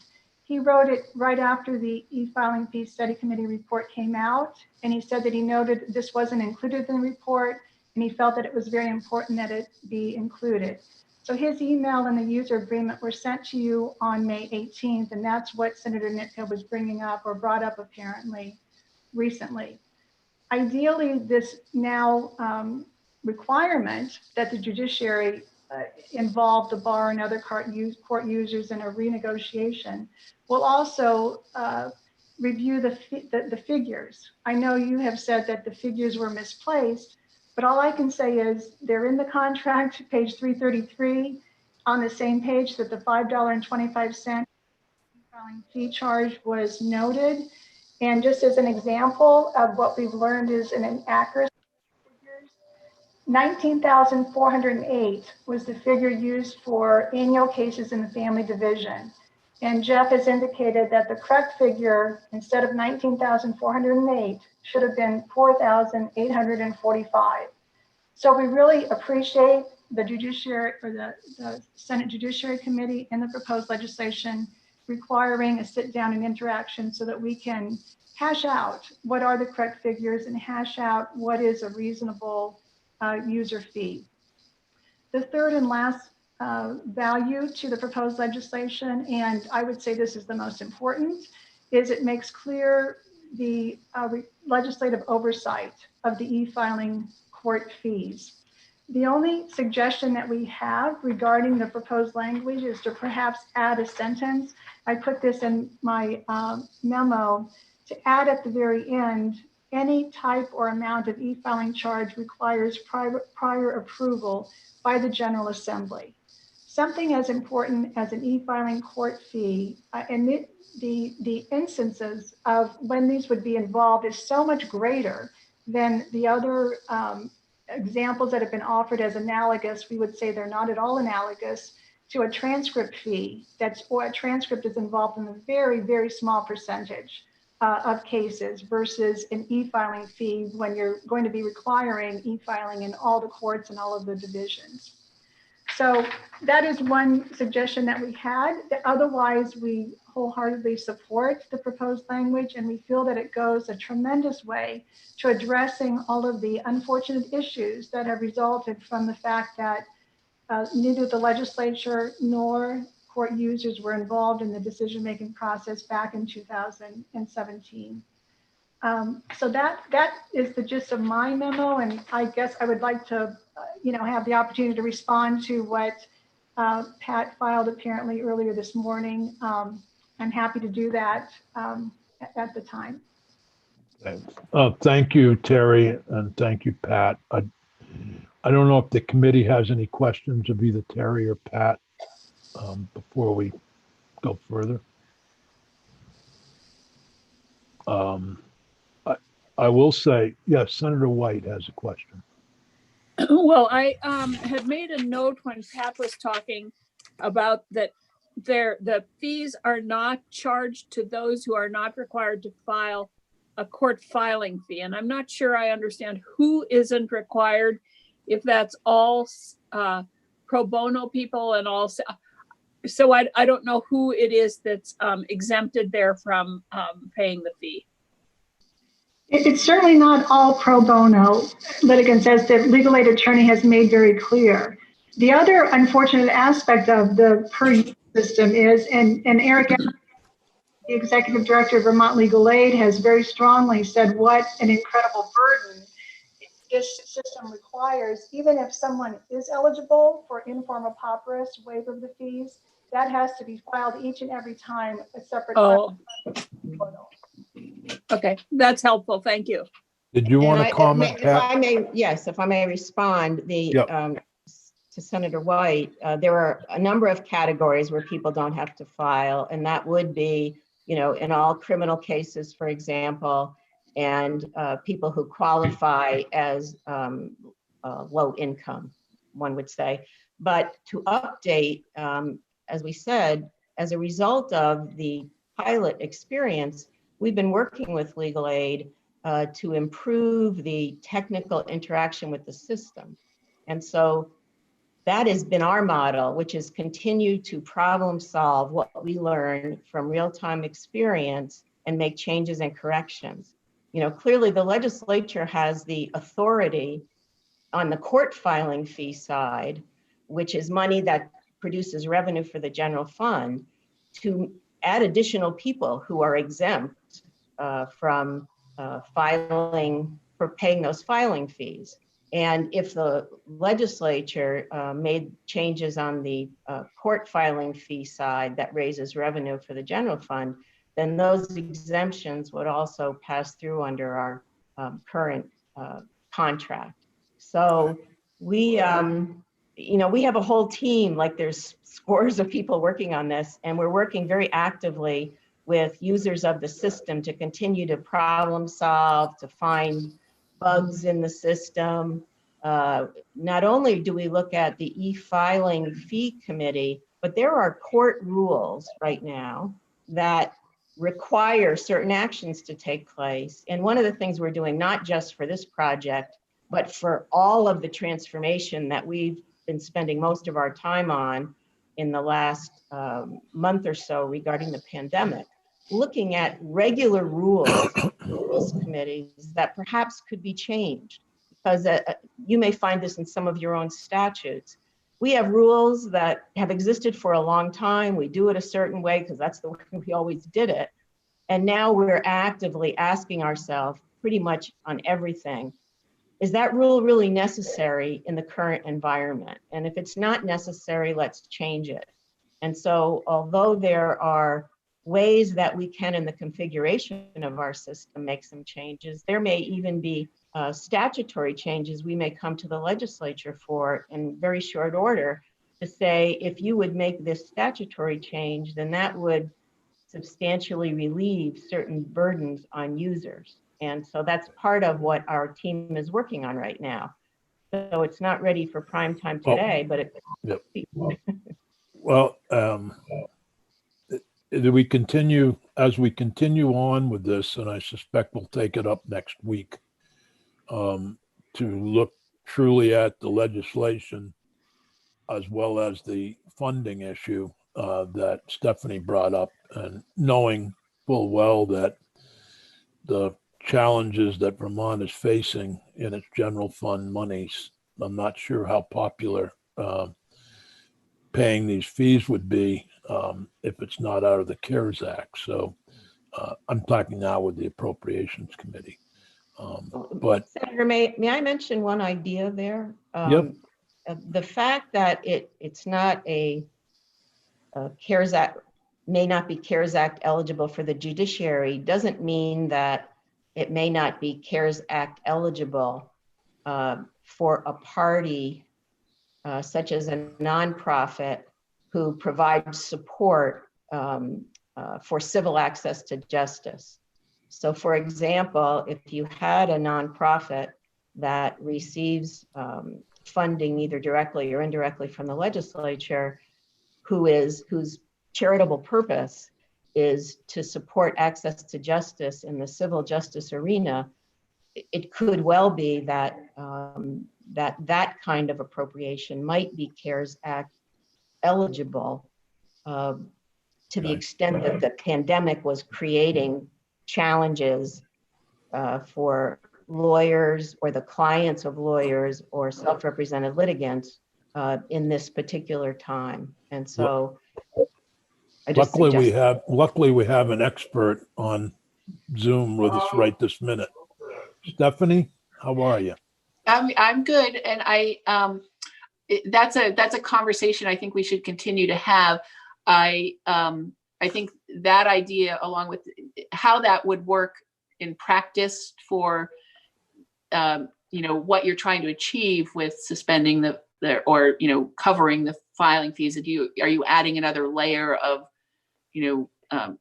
complexity in terms of how people are made, lawyers and filers are made whole on the filing fee would be how it would work, I guess, is if we went through that route that Pat is suggesting, you would want to weigh that all out.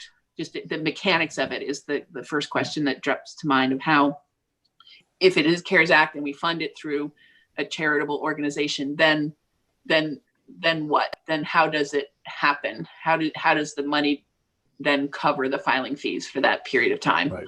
Well, obviously Vermont Legal Aid is a nonprofit. I believe it's a nonprofit. Yeah. They certainly act like it when they come to the Appropriations Committee. They do wonderful work. I agree. I was kind of joking there about them. So that's certainly a nonprofit that could, particularly in light of Terry's comments about both comments from Vermont Legal Aid, as well as those attorneys who do pro bono and low bono work, that certainly leads me to wonder if that wouldn't be an appropriate place. But what I would like to do is next week, Michelle and Stephanie, if you can work on some language that would do that, and also an alternative that takes in. I'm a little uncomfortable with Terry's final comment about banning e-filing without legislative approval at this point, because that's really the battle between us. But I'm hoping that whatever legislation we do would ban either the executive or the administrative or the judicial branch from instituting fees on Vermonters that didn't go through a legislative process. And I don't know how to do that, but that would be my thought. And it's going in the future, not going backwards. What is we have a contract with Tyler Tech, the Judiciary signed. Whether or not the report exists that we thought was to be provided or not, I don't want to get into an interbranch argument here, but I think for the future, this should serve as a reminder that we need to be clear on how we approach these things. And so that is a different discussion, and maybe one that happens in 2021, in the session in 2021 and not in the session in 2020. But for the immediate, how do we resolve this issue so that nobody's ever comfortable paying a fee, by the way. Most people disagree with it. And then if they ride in an elevator, they get stuck. They say, oh my God, they should have paid that elevator fee.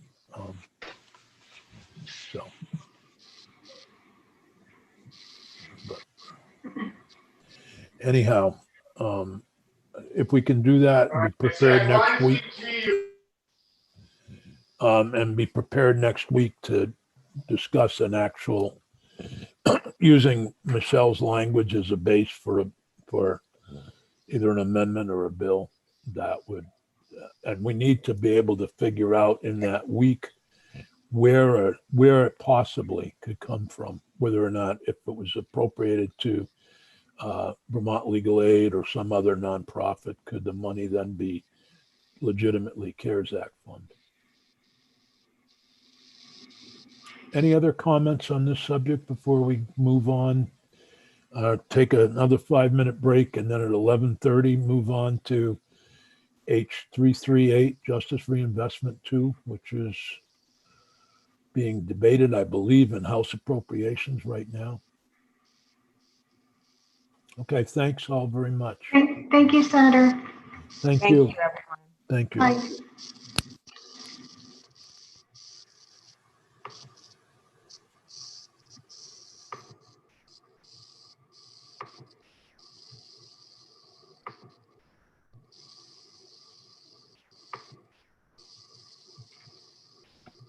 I missed that. Are we taking a break? 5 minutes. Okay.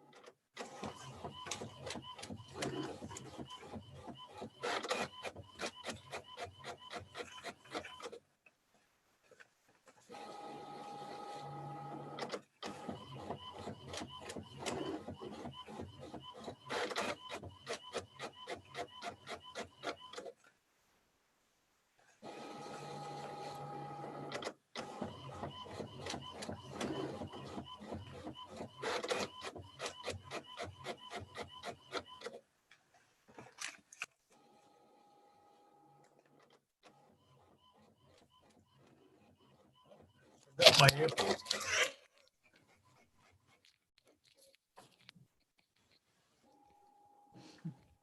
Just saying I can't hear anything and I forgot my ear. Oh, no wonder. Yeah, no wonder I couldn't hear anything. Yeah, Well, that was interesting. yeah. I didn't quite understand one thing Michelle said. Did the, with regard to the effective date of the unconscionable terms, did it go into effect 10/1 of 19 or is it going And into one of 2020. 20? So it isn't in effect yet. No, but anyone who signs up after 10/1 Yeah, would be under the unconscionable terms. right. And as I understand it, it's a user agreement between the attorney and the Tyler Tech, not between the state. So Right. that's, Right. I don't think the issue was settled with regard to if a pro bono person uses the e-filing system, do they have to pay? Do they have to sign the user agreement? I think they have to pay. That was the argument that Terry made. I got to get more paper for my printer. I'm cutting We down. can hear it printing. I'm cutting down legal size paper that my husband had at his office that he no longer needed. So it's like, hadn't used it for years. I've been doing my job. Well, I finished it in February, but I do have been writing policies and stuff for the housing authority. So you're writing on the back of those? And we're using the back of it. I have a stack about this high of papers with writing on the back. That's what we're using. Yeah. Hey, Jeanette, Yeah. are you meeting at noon time? Mm-hmm. Wow. Hey, All right, well, then we'll try to get through this. Bryn has done an outstanding job as usual Oh, of yes, yeah. providing us a side-by-side between the House version and the Right. Senate version as where it stands right now. And I understand it's in the House Appropriations Committee. So it hasn't gotten to the floor yet, so we're a little ahead of ourselves, but I've tried to go over it and tried to stay had conversations with the Justice Center and Ellen, Oh, had good. conversations with Maxine Grad and Alice Emmons and with Bryn, and all trying to avoid a conference committee. But I am concerned about a couple of provisions that we had that have been left out and some of the ways they've treated some of our other provisions. So I thought we could go over Bryn side by side this morning. And we still have time to decide how we want to deal with the House version.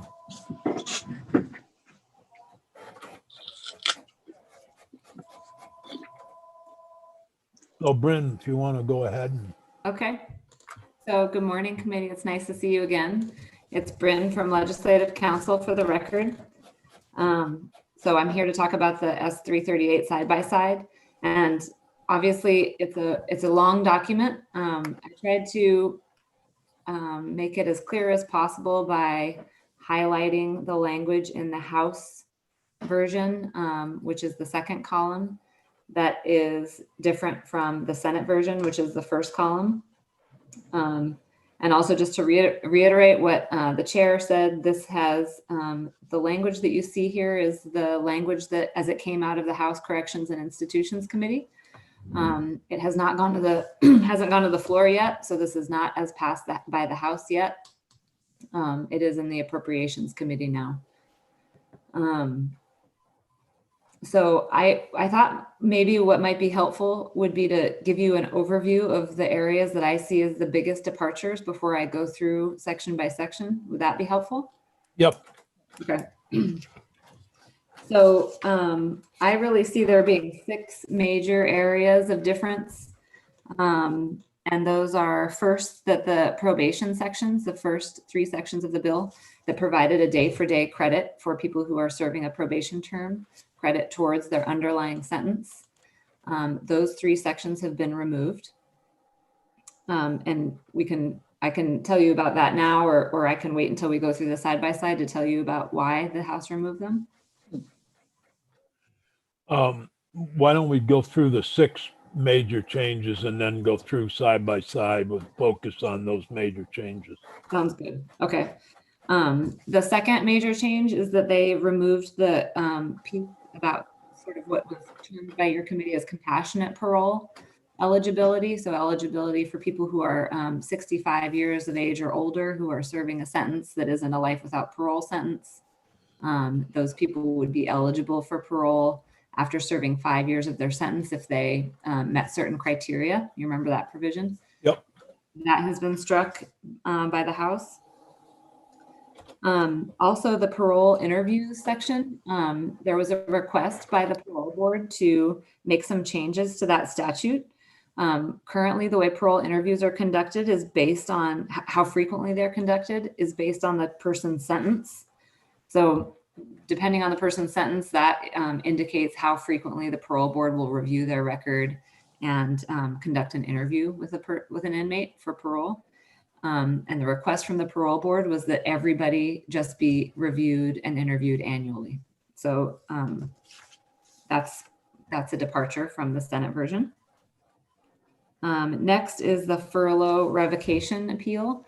You remember your committee did quite a bit of work on the provision that provided an avenue for appeal for people who are on furlough, who have had their furlough either interrupted or revoked for 30 days or longer.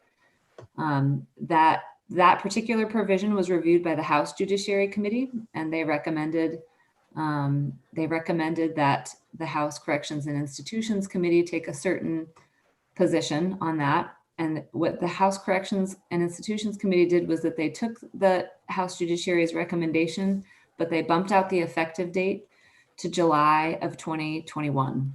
So they made it effective 6 months later than the rest of the provisions of the bill, with the idea that this Justice Reinvestment 2 working group, which is another new provision in the bill, takes a look at that avenue of appeal.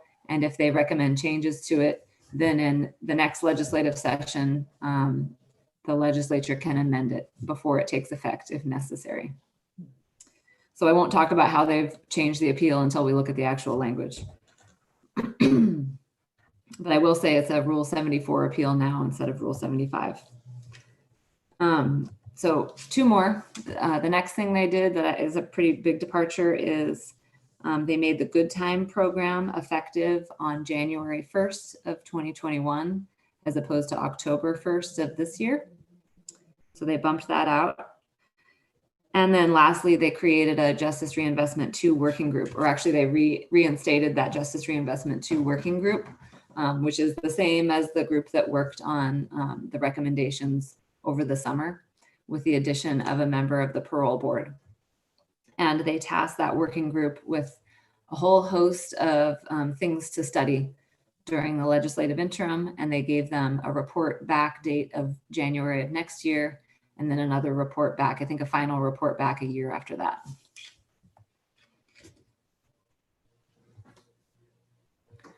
I did have quite a few conversations with Ellen at the Justice Center and several others about that particular provision, and I don't have an objection to it personally, but the committee certainly can visit it whichever way they want on this, obviously, if we agree to it or don't agree. But I was aware of it, and I think it may make a lot of some sense to go in that direction.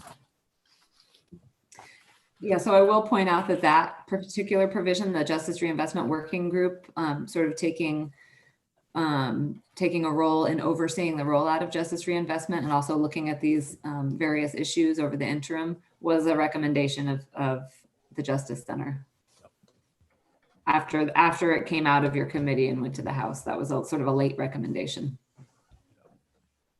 That doesn't mean that we have to approve it or not approve it. It's up to the committee. But, and I did have conversations with Jim Baker about the Good Time, and it was a concern about, due to the pandemic, of moving it more than any other reason to move it to January 1st from October. And I believe it also institutes good time on a monthly basis and not on a calendar, or not on a day. 30 Anyway, day. it's a 30-day, not on 30-day, but rather on the month. So the month of January, February, blah, blah, blah, rather than 30-day. Which, you know, I don't think that's huge. I do think the other 4 changes are huge, and well, I don't know about the parole interview. I don't even understand that, by the way.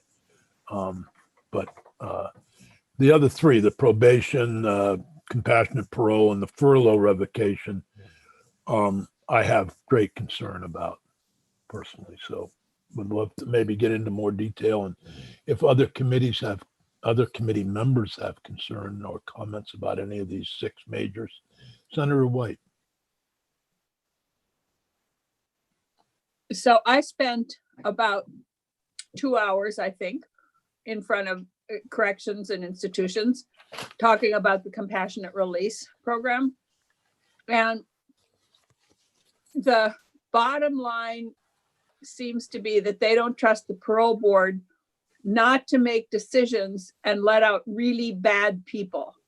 And I kept trying to say this was not presumptive parole. This was just the ability to apply for parole or appeal or whatever it's called.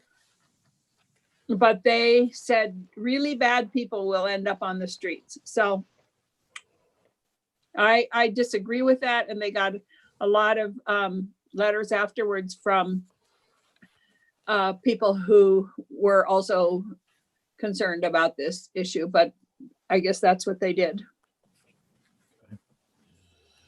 Other comments on? They just removed probation?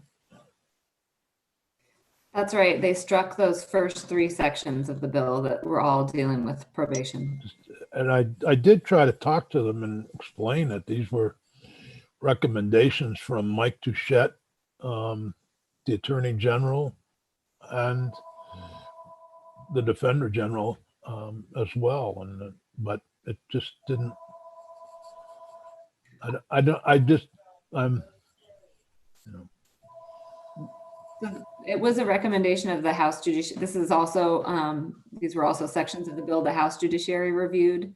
And my understanding is that they heard from several states' attorneys that creating this provision that would give day-for-day credit would inflate sentences, would have the results of inflating the sentences that were agreed to. So that's my understanding of this testimony they heard that they were concerned about. Sounds like we just identified the source of the problem. It Senator seems to White, did you? it seems to me that if they're worried, if the state's attorneys are worried about inflating the sentences because of this, it's the state's attorneys that are actually recommending those inflated sentences, right? I mean, give me a break. Okay. They don't have to recommend them. Anyway, I don't get it.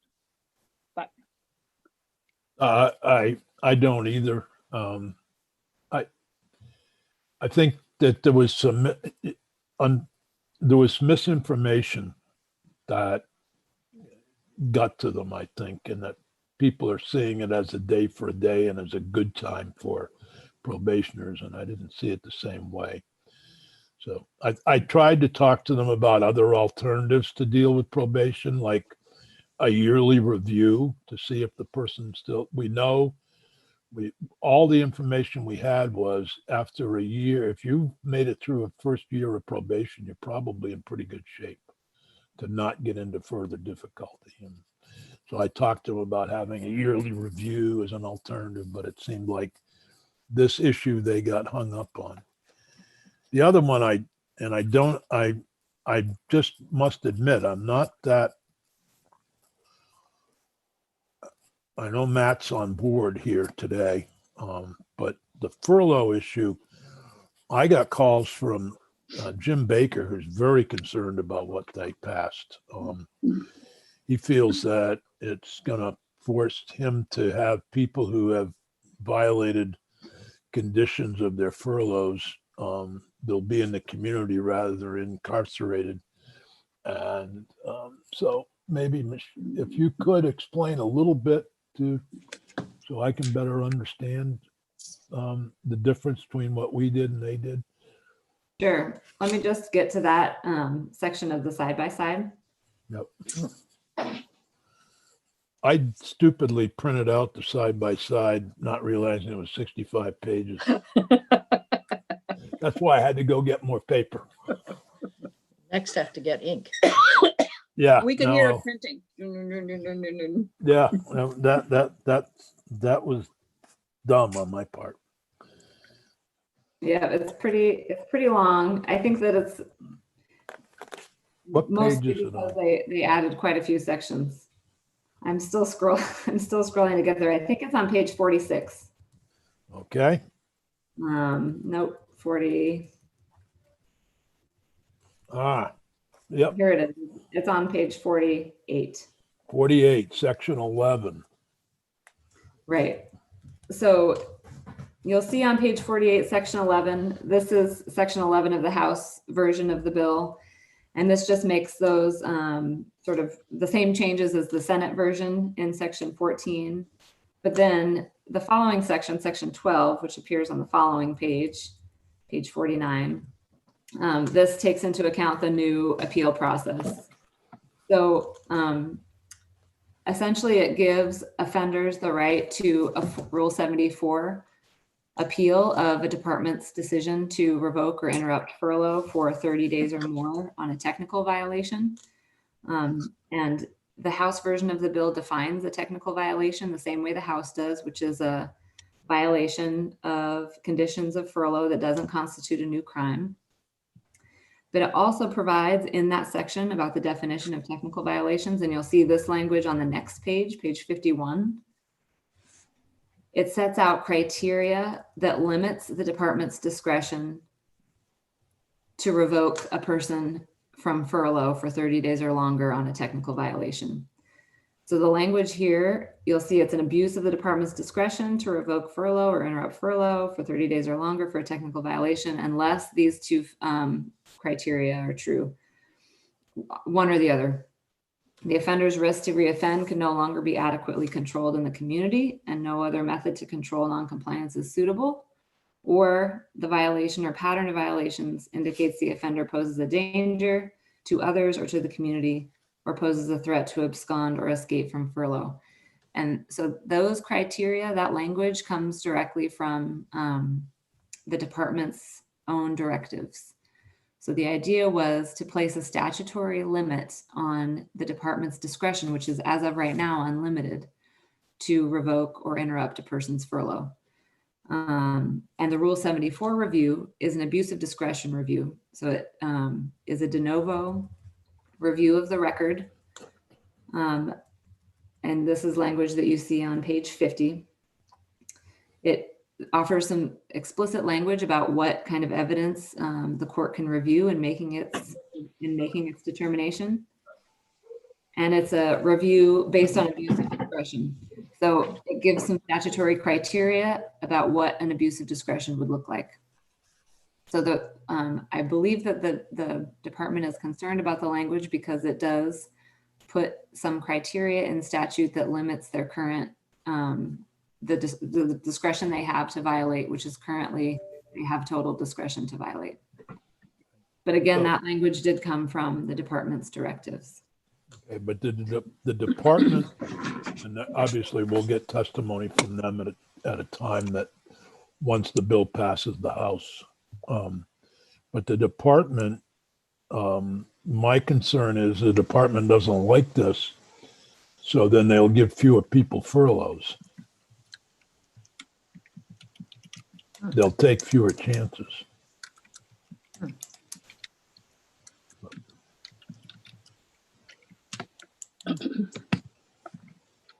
But can you explain to me the difference between Rule 74 and Rule 75? Or did you just do that and I No. didn't understand you? No, I didn't.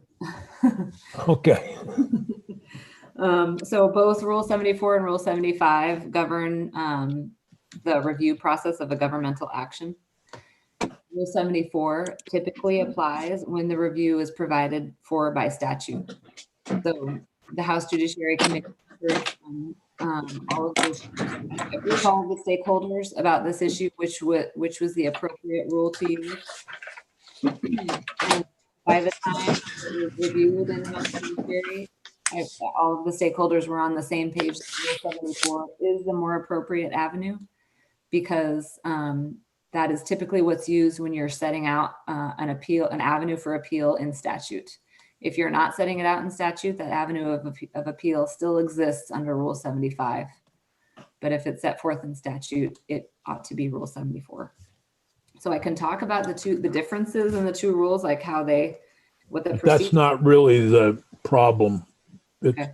the difference between 74 and 75 is not the problem that DOC has. No. Any questions from committee members about this? Can you talk a little more about probation? That, to me, that was one of the best things we did. You want to talk about what the Senate bill did? Or do you No, want I know what the Senate bill did. I don't know why.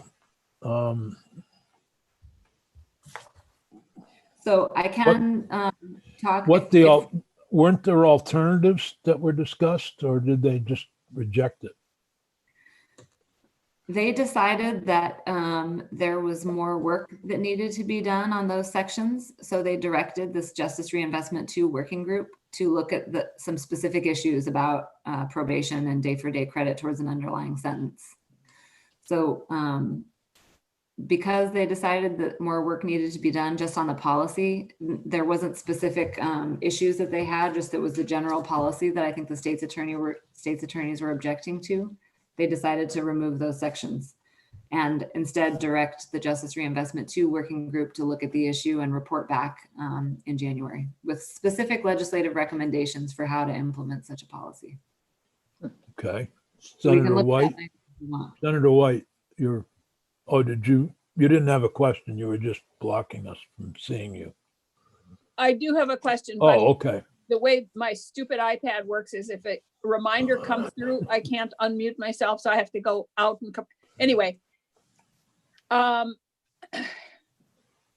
I got so excited there, I forgot what We were talking about probation and their idea that we're going to study probation.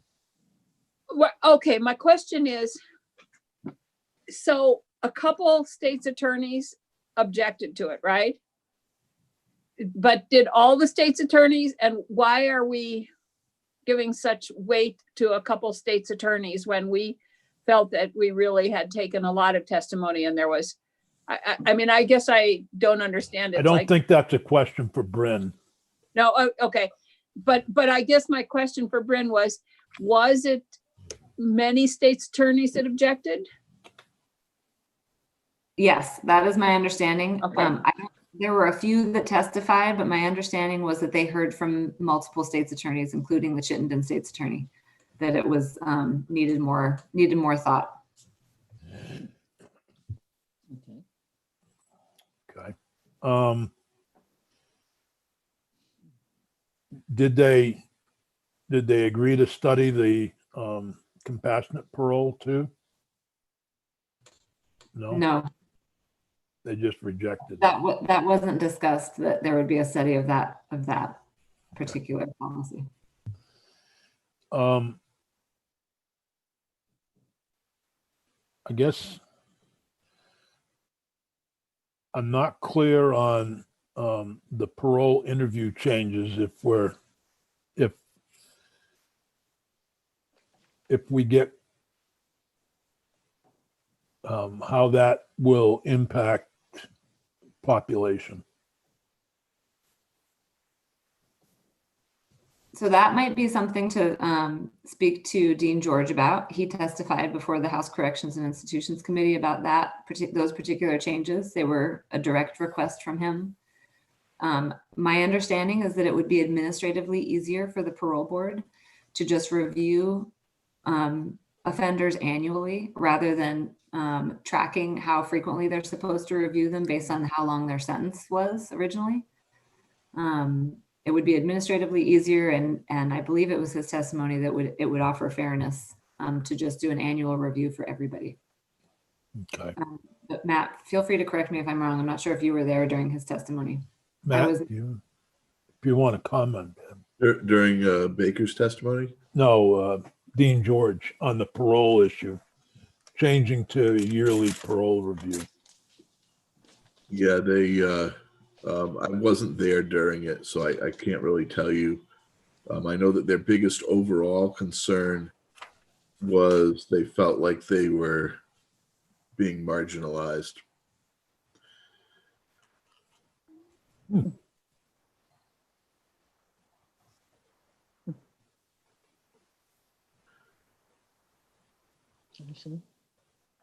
Okay. I have a memo from Dean George that I believe is posted to the committee webpage for House Corrections and Institutions that I can share with the committee if that would be helpful. That would probably be helpful to better understand. I want to make sure that we narrow down the differences to, the most important. And if that's not a huge issue, then did they do any other picking at us? Sometimes they take stuff out just to get to us. No. See, am I on? Okay, here we go.